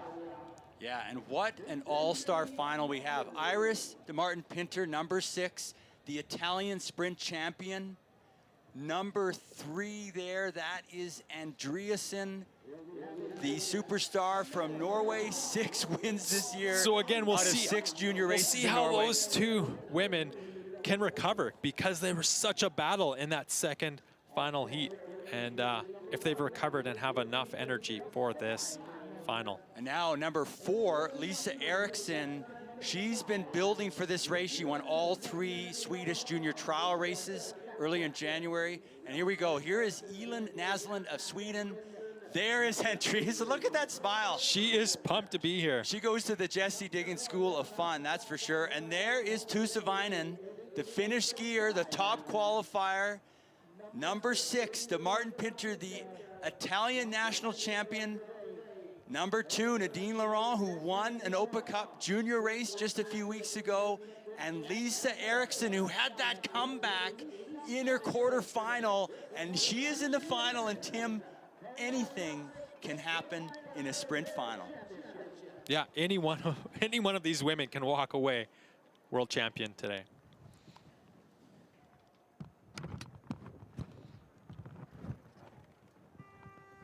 And we're off. This is the junior women's final to declare a junior world champion. And gold, silver, and bronze, our first medals to be awarded at these Nordic Junior and U23 World Championships. Tusa Väinö, the Finnish skier. She is repeating every single heat she skied in. Goes to the front right off the start and is trying to lead the whole race. Yeah, so she's leading, but on the inside is Naslund, on the outside is Eriksson. Tusa Väinö. Oh, and there goes Andreasen. Again, she skied every single heat on the inside, trying to make a move, trying to move up. Okay, so now they're slowing down a little bit, but still at the front, Tusa Väinö, and she wants to control this race. I think she feels really confident in her double full finish. She just wants to stay in front, not use up too much energy.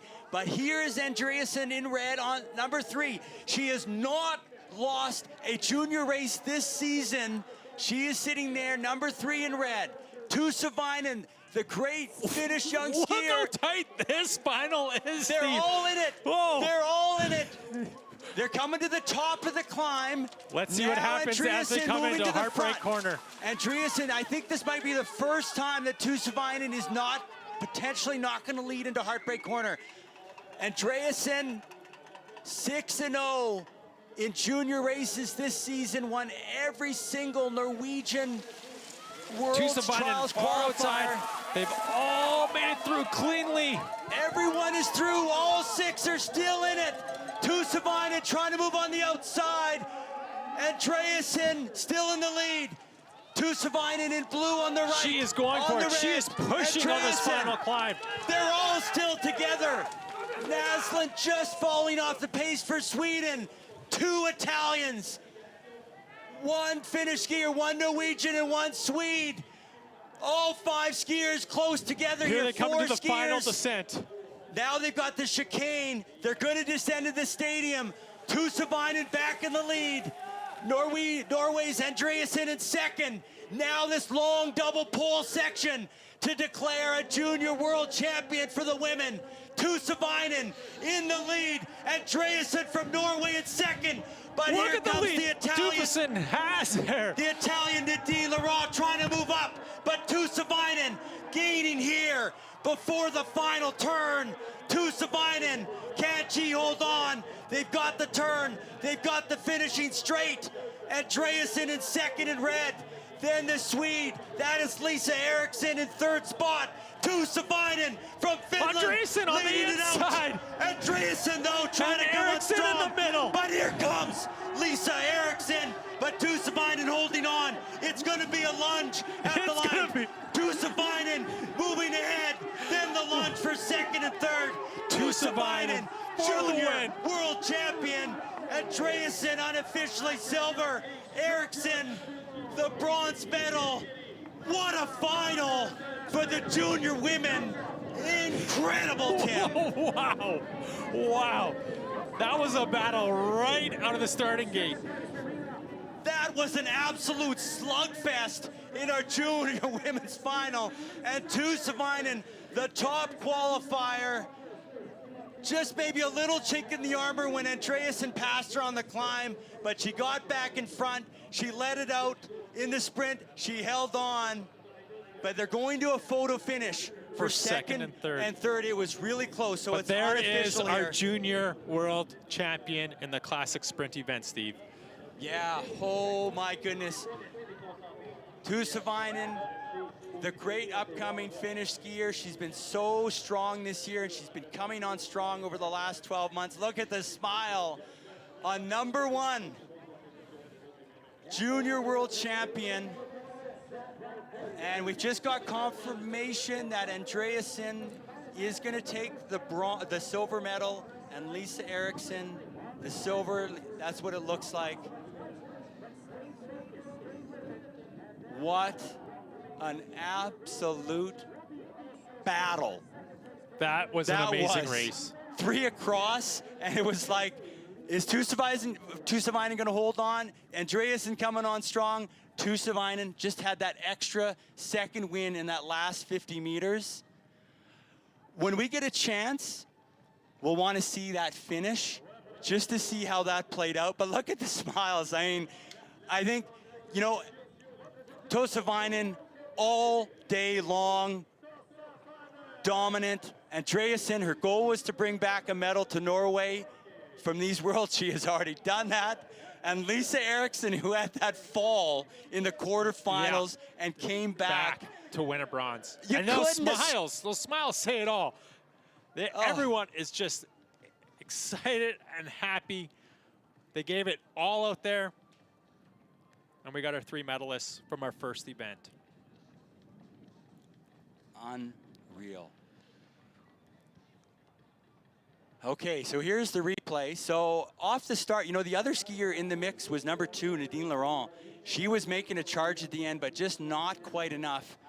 And it was actually Naslund that, I guess Naslund, it was Tussavainen and Eriksson they went right off the front there to try and lead. And Tussavainen she did what she did in every heat. Just, I'm going to go out front. I'm going to take charge. I'm going to control this race. And Andreasen tried to take over the lead a few times there. Yeah, and actually just a couple weeks ago, she took the team sprint silver at the Finnish national senior category. So Tussavainen was showing some great form at the Finnish championships. She had a top result in the senior events.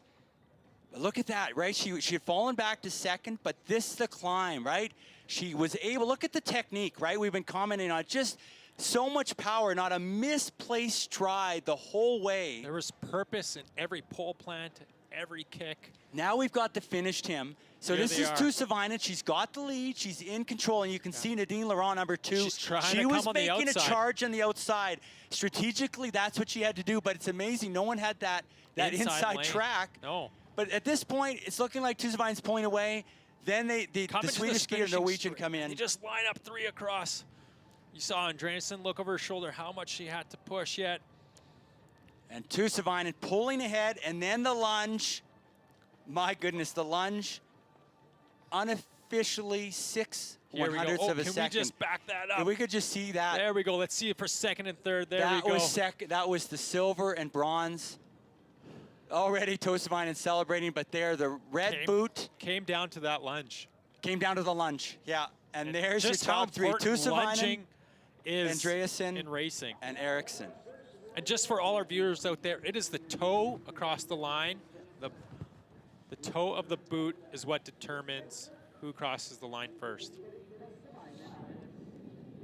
Oh, we got to catch our breath. We still have the men's final, but know, that was an I know. absolute slugfest. I think, I'm going to say that's the best I'm sprint. going to rewatch this race tonight. That's Again, the best sprint of all skiing I've seen in probably the last couple years. World Cup, World Championships, 3 skiers, 0.2 of a second. That was tight the whole That way. was unreal, unreal. And we still have the men to come. And while we have a few minutes just to mention, tomorrow we have the I'm still trying to catch my U23 breath here, Steve. U23 men and women racing the sprints. And you know, right now, Tim, it's 10 o'clock in Scandinavia. You can imagine how many people tuning in, Finland, Sweden, Norway, watching that. And all 3 of those skiers, and Italy. I mean, Nadine Laurent was right in there. She was in the mix the whole race. 4 countries with just right in the mix, right to the finish. 0.2 of a second separating our 3 medals. Now coming up, our junior men's sprint final. 3 Norwegians, 2 Swedes, and a Finnish skier. That's right. So Scandinavia will definitely be on the edge of their seats for this. It all comes down to this for the junior men. There is Eero Ranttila, right? Eero Ranttila, Fastest our top qualifier of the qualifier, day. but Yep. then he just made it in as a lucky loser position. Again, this is the 4th act of a 4-act play, and this Eero Wouldn't Ranttila that be dominant something early if on. Finland can win both junior women and junior men world championship? Then we've got 104 from Sweden, and there we can see the crowd. Great crowd here, and it's Bluebird Day here at Whistler Olympic Park. You know, this is so cool. I remember the Vancouver Olympics in 2010, and just like goosebumps, and just how incredible that was. And now we got some more great racing.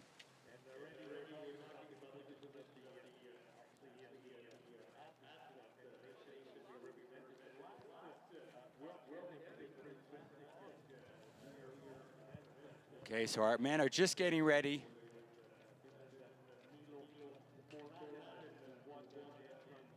For our men's final. So we just catch our breath for a second to get ready for this.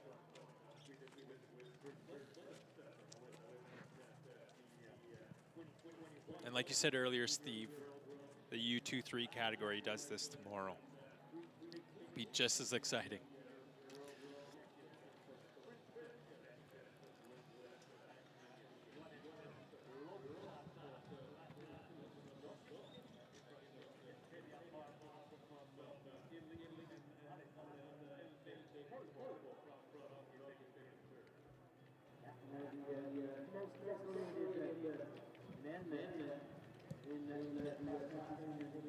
Okay, so here we have the men getting ready for their final, getting warmed up, getting ready to go to declare a junior men's world champion.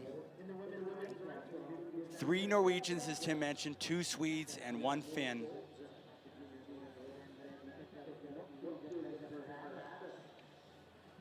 So they're all getting ready to be called to the start line.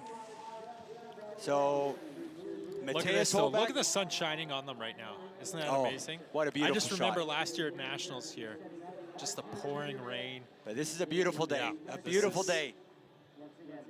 Makes it easier on these athletes to be standing there waiting to get into the start area, sun shining. Even the surrounding mountains, Yeah. they want to watch this, so they cleared the sky to Exactly. watch these finals. Okay, so 104, that is Anton Gran, the 6'7" skier from Mora, Sweden. 101, Eero Ranttila, Our top qualifier from this morning. but just made it in through a lucky loser spot. 115, Grindhagen Kasper there. Grindhagen, another lucky loser, and they're Remember, just calling double them up to pulling. the start now. Just getting them lined up. Christian Collerud there, just on the left of your screen. Second fastest qualifier. There we go, 107. That is Elias Danielson. He had a strong World Championships last year. There's the big man, 6'7", the skier from Mora, Anton Gran.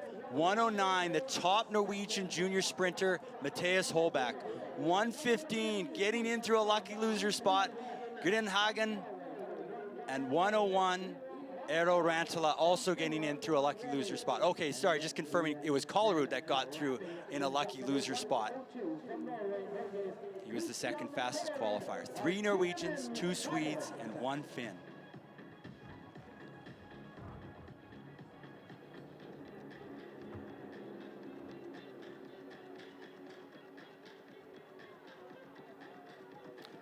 Okay. See the Norwegians there just double checking their bindings, making sure skis Everything are is ready on. to go. Okay, they're called to the start line. A junior men's world title on the line, and they're cleanly off. A clean start. We're underway here in our junior men's final, the final race of the first day of competition, first day of 10 days of competition at the Nordic Junior and U23 World Ski Championships. And the Swedish skiers are out in front. They're controlling it. Elias Danielsson, 107, and then the big man, Anton Gran, 104, those 2 Swedes, and then Matthias Holbach, Who 109. tactically in the semifinals skied it so well. So Okay, and they're all together, and it's, you know, they're not going out hard. The there's no Swedes, lucky loser spots up for grabs. This is first across the line wins it. the first across the line. It all comes Time down does to not this. matter here.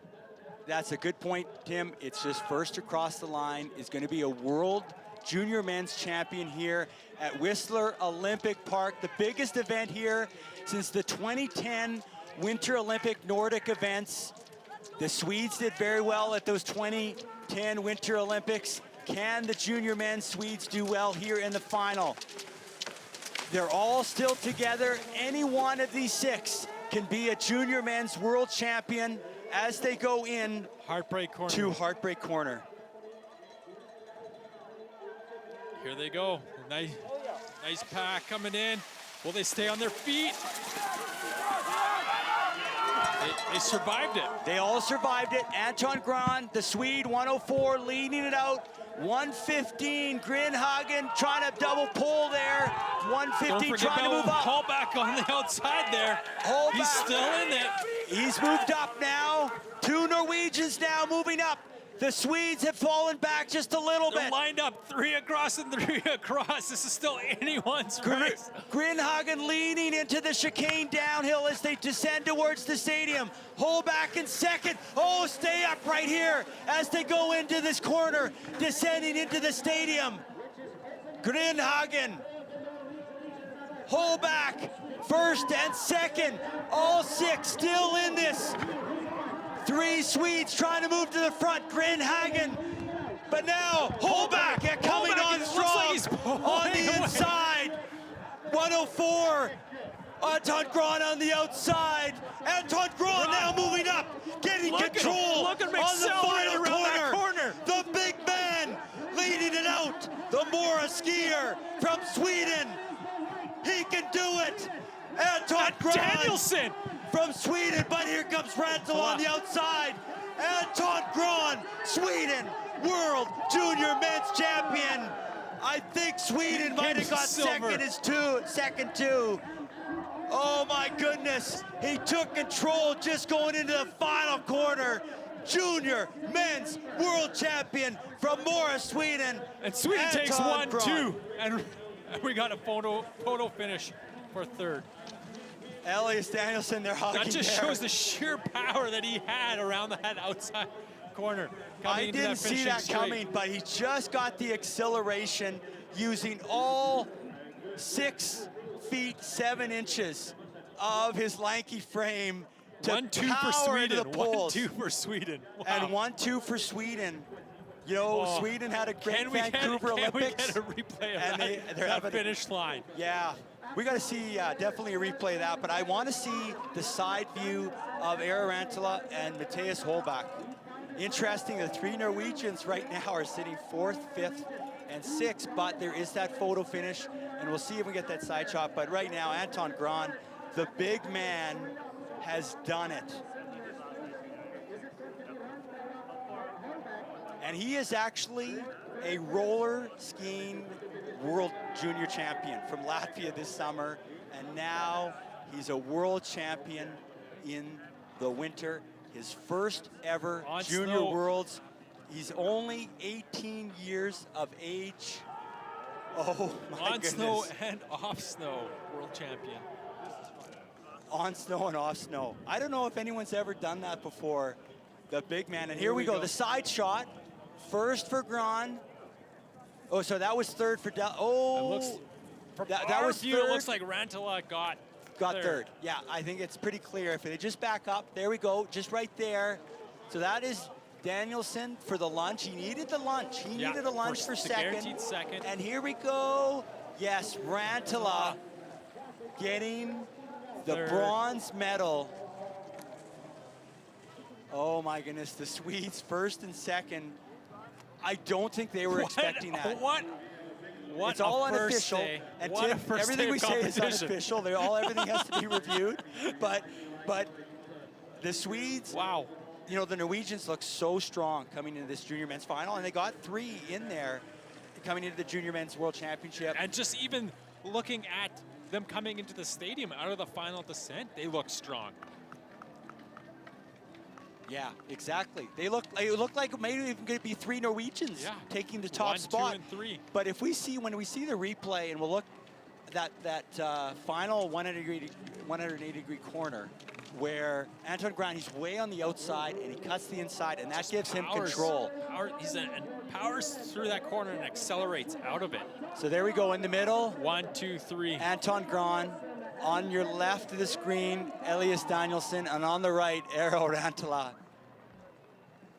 Danielson, also his Sweden. first Worlds. Sweden has a gold, silver, and bronze to start off the first day of these championships. That's correct. That's correct. And now again, Anton Gran and Elias Danielson, I believe this is their first Worlds, but definitely for Anton Gran. And Danielson is also an 18-year-old. So 2 great 18-year-olds for Sweden, celebrating a junior world championship gold and a junior world championship silver. That was some exciting racing. And again, Steve, just day 1 of competition. We have 10 days of this. I know, and if you look at Anton Gran, he doesn't believe it. Like, he's still trying to process, like, what just happened.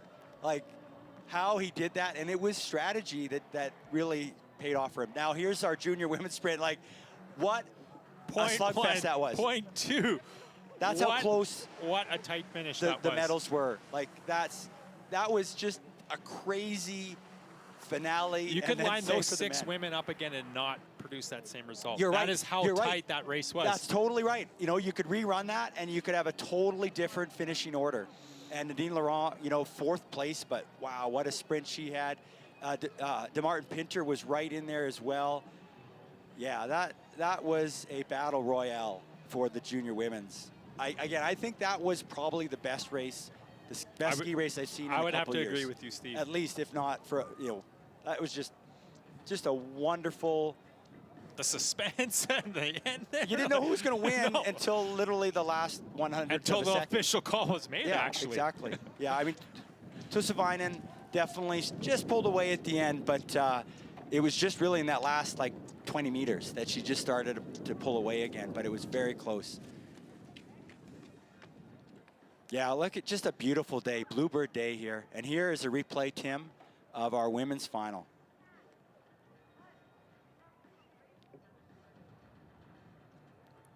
Yeah, so Tussavainen Yeah, was Tussavainen had that little Tussavainen, slip up. yeah. That was probably the only slip up she had all day, and Yeah. she still walks away.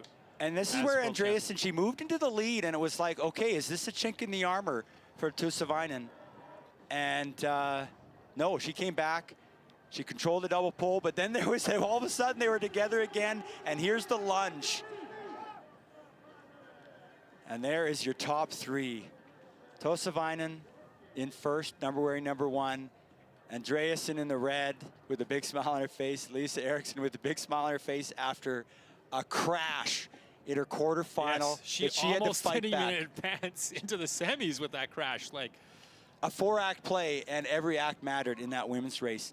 Now here is the finishing order we believe this is official for the men. Anton Gran, 6'7" giant from Mora, Sweden, taking a world championship in his first ever world championship race. Elias Danielsson, also of Sweden, in that lunge with Eero Rantola, and Matthias Holbach coming in fourth. Another great battle, but Anton Gran, he's still processing. There's no way he was coming into this event thinking he was going to win. And this is, this is what we talked about, Tim. Each country picks their best juniors. But someone like Anton Gran probably has either never or very rarely raced against the Norwegians. He had no idea where he was going to end up. And that's the beauty of the Junior World Championships. When those skiers, hey, everyone's coming together in their peak, and it gives them a chance to see where they stand in the world.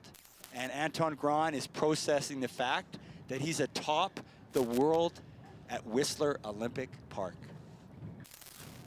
You said it beautifully, Steve. You said exactly, like, that is the magic of this championships, of these juniors coming together to see where they stand in the world, and Anton Gran walked away as world champion. And it's so beautiful to see this at a venue like Whistler Olympic Park. It's the legacy of the Vancouver Olympics, and to be able to see another world-class event come here, and just so much excitement, and bringing the world here. This is a site of a potential future Olympics again, maybe 2030, maybe 2034, and just great to see this event come together, and also see all the volunteers come together. How many volunteers behind the scenes? I don't know what that number is, Steve. It's crazy how many volunteer hours go into planning an event like this. But they've been planning this for years in advance, and probably nonstop every day for the last 3 months. And they have kicked things off with an absolute gem. The junior women's sprints. That was crazy. And someone ordered that sun to come out. Yeah, the mountains. I mean, the mountains, they want to see this. I mean, everyone wants to see this. And this is broadcast to the world. This is so awesome. And our broadcast team did a phenomenal job of bringing these images to the world. I mean, they're just seeing this all.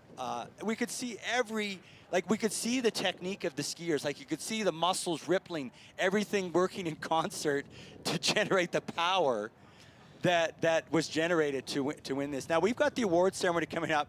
Just to note, we've got the U23 races coming up tomorrow for the men and the women for the sprints. And we've got the award ceremony just coming up now for our junior men and junior women. To touch base on that U23 category, Steve, yeah, they are going to be racing exactly the same course tomorrow at exactly the same time tomorrow. Correct? That's correct. Yeah. So you want to tune in whatever time is right now, wherever you live on the globe. And we know we got people around the globe watching this. Mark that time and make sure you're back here tomorrow for the U23 men, because I tell you, we are going to have some epic battles in that race. But here is some of the highlights of the races. There was Eero Rantola. Now, he was our bronze medalist, but again, he was one that had to get that lucky loser spot. But you can see, a lot of the races he was controlling, but that semifinal heat, things started to change, and he had to get that lucky loser spot. And I think this might be... This is the semifinal there. And you can see this, look at this. Anton Gran, he had that great finish in the semifinal heat. To go around Rantola. And he's got a smile on his face there. That was important, I think, for his confidence, to know that he had that kind of finish. And that probably coming into that final corner, he had a sense of how that might work out. And this is the final. This is the final. So there we go, Anton Gran 104. But look at this. This is what we want to see. He's on the outside, and he just gets ahead of Holbach, and that holds him up. And Anton Gran in control, and he's a world champion. Elias Danielsson, his teammate, comes over and says, "You're a world champion, and I'm a silver medalist at the World Junior Championships here in Whistler." Look at the smiles. Like, they're just trying to process what happened.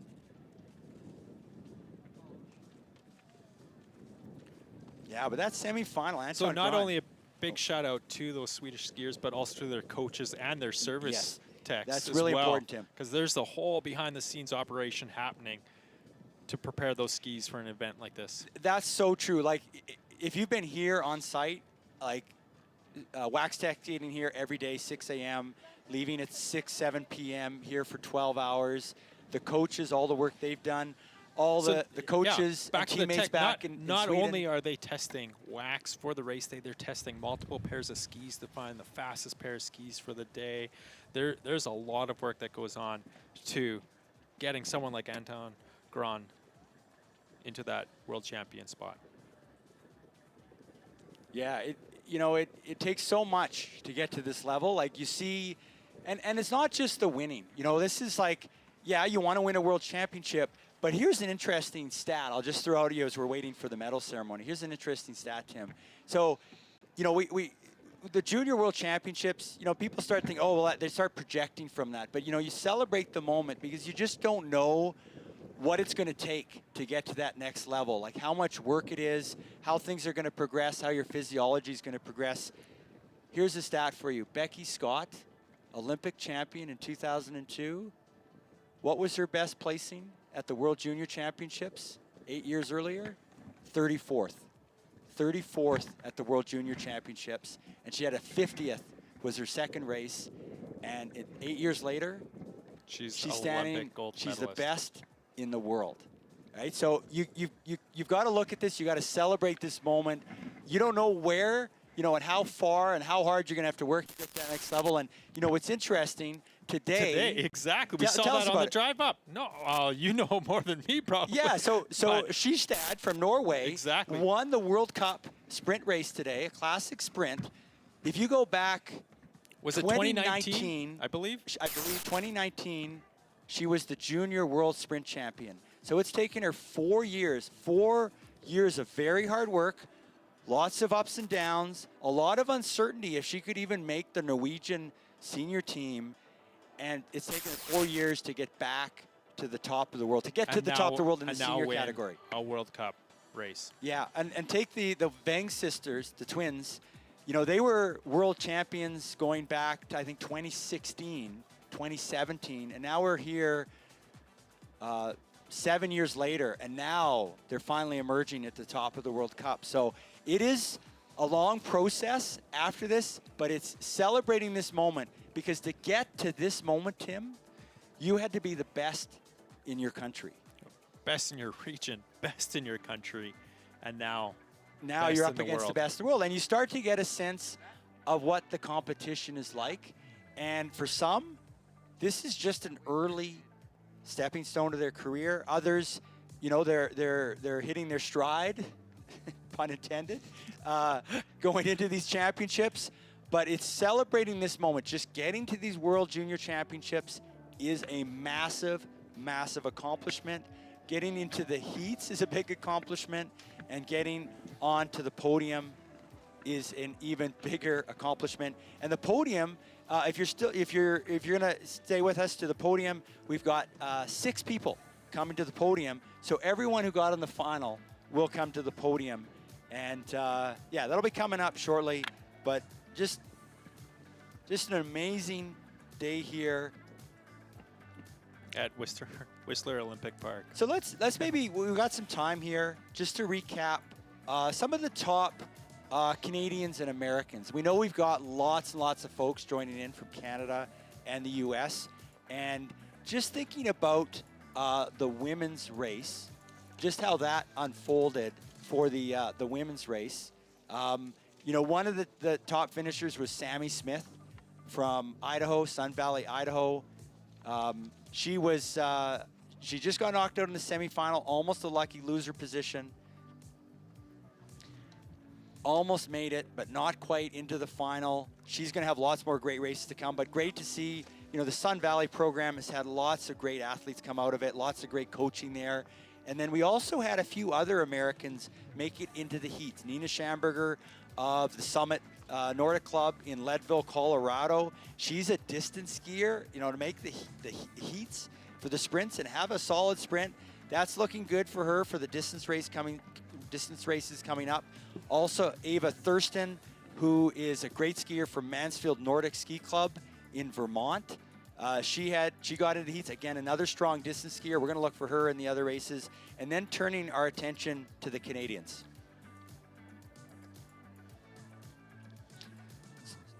So the Canadians, we had Alexandra Luxmore and also Allison Mackey. Right, and Alexandra Luxmore from Revelstoke Nordic here in BC, and Allison Mackey representing Edmonton Nordic in Alberta. Yeah, so great great performances by the American women and Canadian women. We're coming up to our medal ceremony just in a few minutes.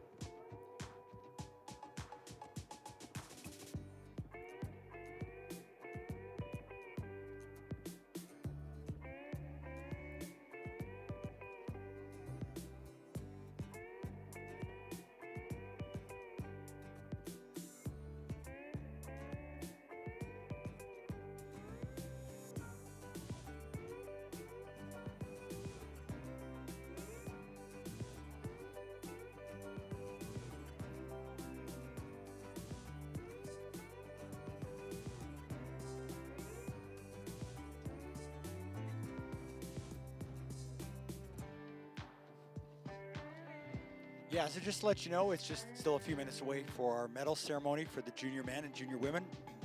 The race officials are just reviewing everything before results are finalized. So that'll be coming up shortly. Our medal ceremony for the junior men and junior women's sprint final here at Whistler Olympic Park.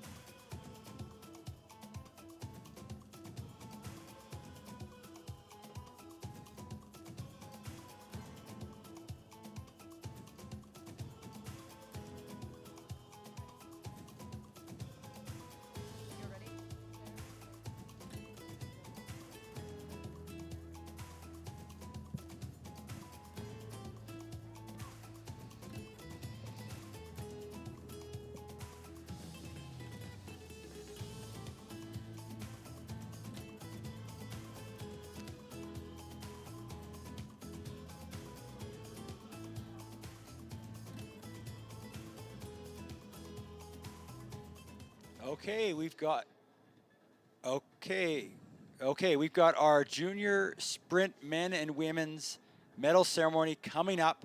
Top 6 for each race will be shown, and we're going to toss it down to our stadium announcer, Randy. Good afternoon, welcome to Whistler Olympic Park and the FIS Nordic Junior U23 World Ski Championships for the award ceremony of the Cross Country Junior Sprint Classic Women.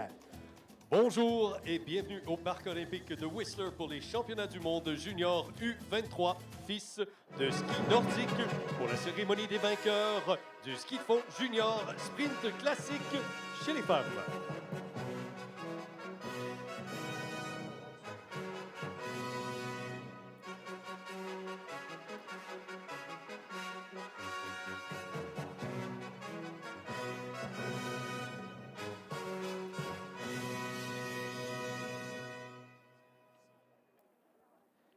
The medals will be presented by Les médailles seront remises par Mr. Mikko Rantanen, Technical Delegate, FIS, accompanied by accompagné par Norman Lobe, Chair, Black Tusk Nordic Events Society.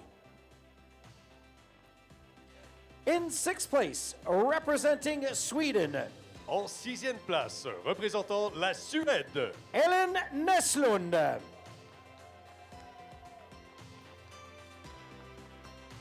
In 5th place, representing Italy, en 5e place représentant l'Italie, Iris De Martin Pinter.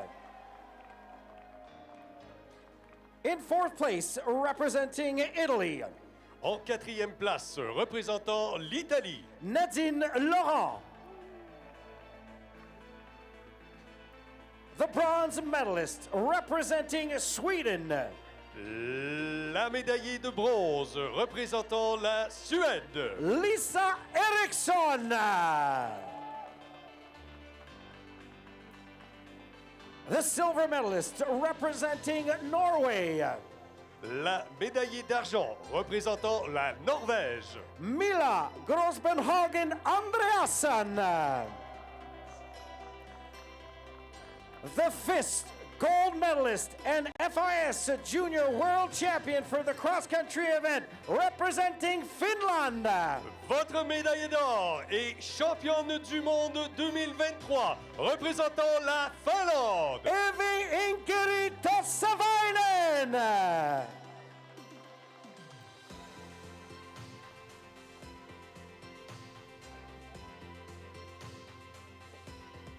And now the medals.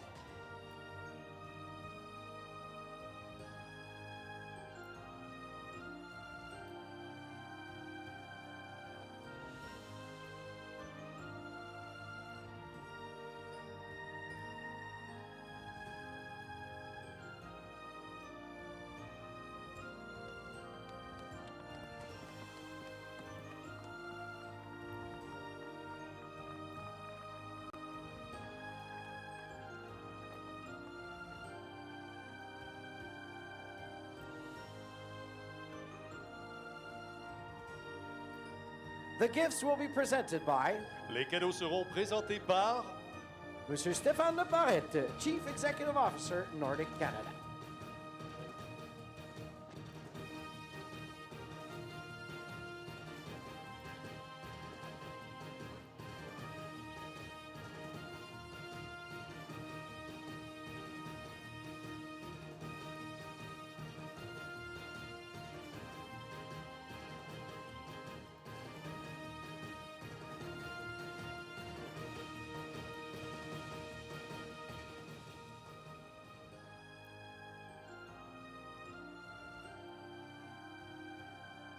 And now, in honor of our winner today, the national anthem of Finland. en l'honneur de notre championne du monde, l'hymne national de la Finlande.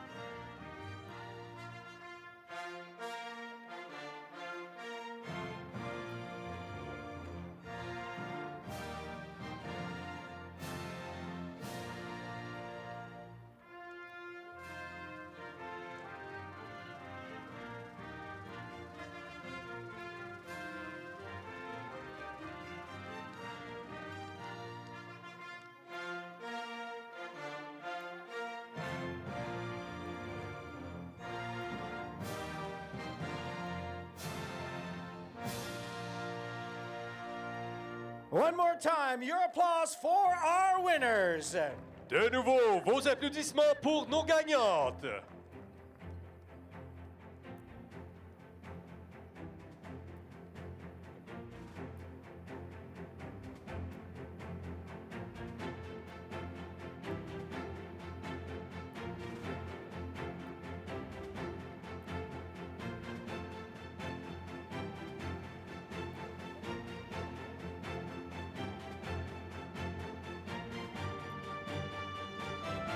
Congratulations, félicitations. And ladies and gentlemen, please don't go away. In a few moments, we will have our Junior Men's Award Ceremony. Alors restez des nôtres pour les cérémonies des vainqueurs pour les juniors hommes qui débuteront dans quelques instants.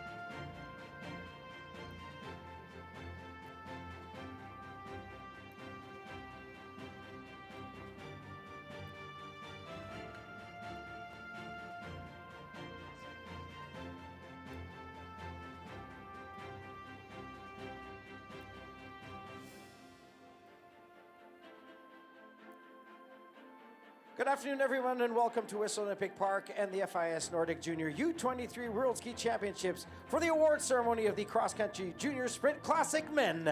Bonjour et bienvenue au Parc olympique de Whistler pour les championnats du monde junior U23 FIS de ski nordique pour la cérémonie des vainqueurs du ski de fond junior sprint classique homme.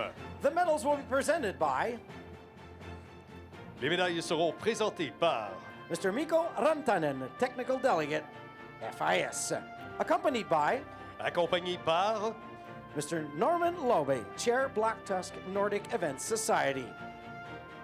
In sixth place, representing Norway, en 6e place représentant la Norvège, Christian Kollerud.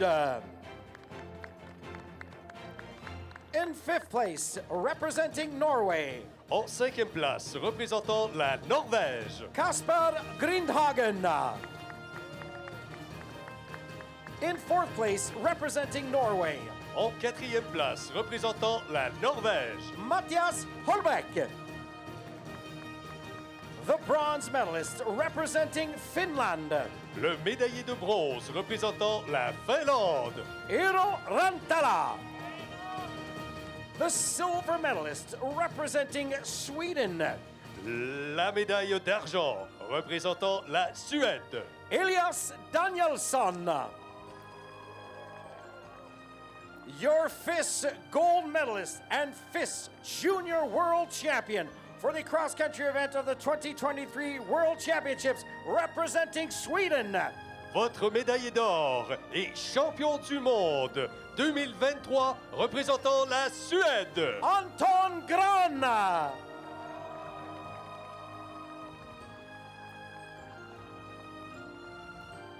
And now the medals.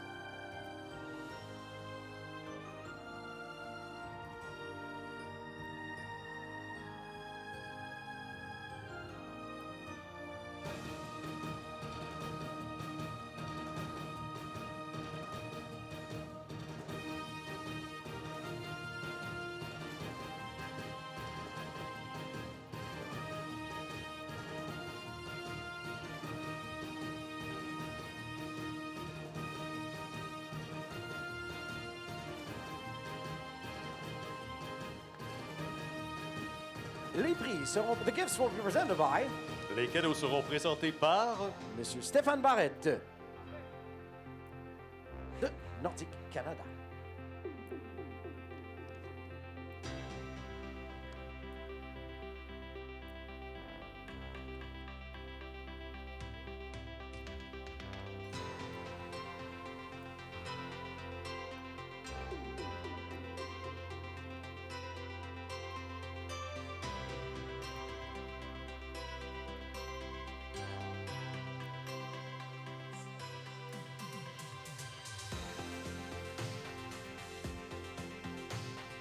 And now, in honor of our winner today, the national anthem of Sweden. en l'honneur de notre champion du monde, l'hymne de la Suède.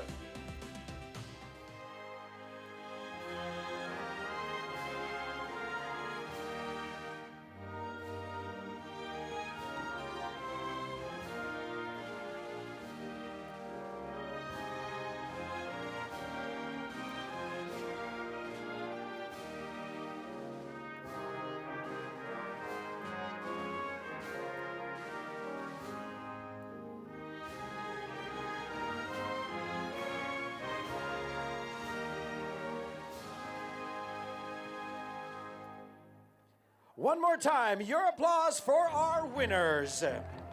Alors à nouveau, les applaudissements pour nos gagnants.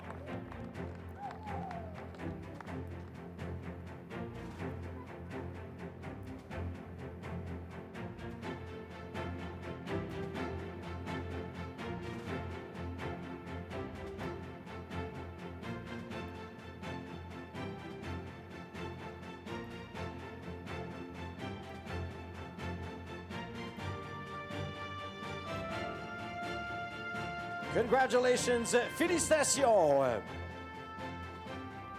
Well, ladies and gentlemen, this concludes our program of racing of the FIS Nordic Junior U23 World Ski Championships here from Whistler, British Columbia, Canada. We will be ending our program here, but tomorrow be back with our U23 categories going for the Sprint Classic. Alors voilà, c'est ce qui conclut donc cette première journée des championnats du monde junior U23. Okay, so just some highlights of the incredibly exciting racing here today.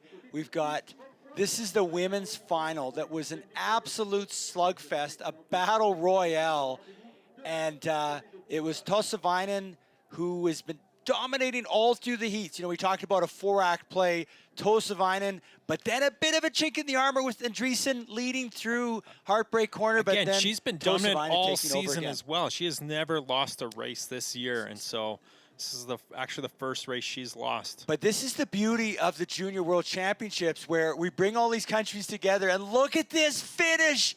Unreal finish. So close, just hundredths of a second between second and third. And Lisa Eriksson, who had that fall in her quarterfinal, To make it all the way through and end up on the podium. And you know what? In 4 days, she turns 20. An early birthday present for Lisa Eriksson with a bronze medal. Andreessen, the silver, and Tossavainen, the gold, and a World Junior Championship. So here is the men's final. 3 Norwegians in the final, 2 Swedes, and 1 Finn. And the Finn, again, the fastest qualifier of the day.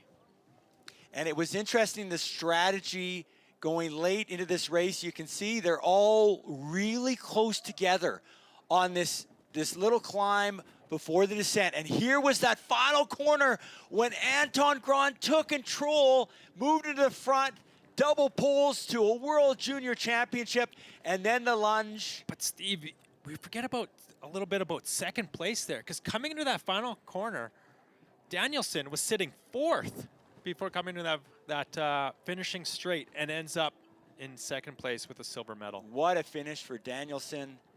But the first ever Worlds for Anton Grahn and a World Championship for Anton Grahn. The giant from Mora, Sweden, takes a World Championship. Elias Danielson, second for Sweden.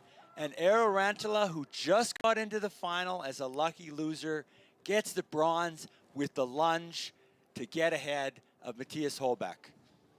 So Tim, Tim, just some final thoughts. What an incredible event this was. We got more racing tomorrow with the U23, but what an exciting. What a way to start the competition with that event, the junior sprint. And tomorrow we're going to see pretty much the same thing, but in the U23 category. It's going to be just as exciting as they battle it out.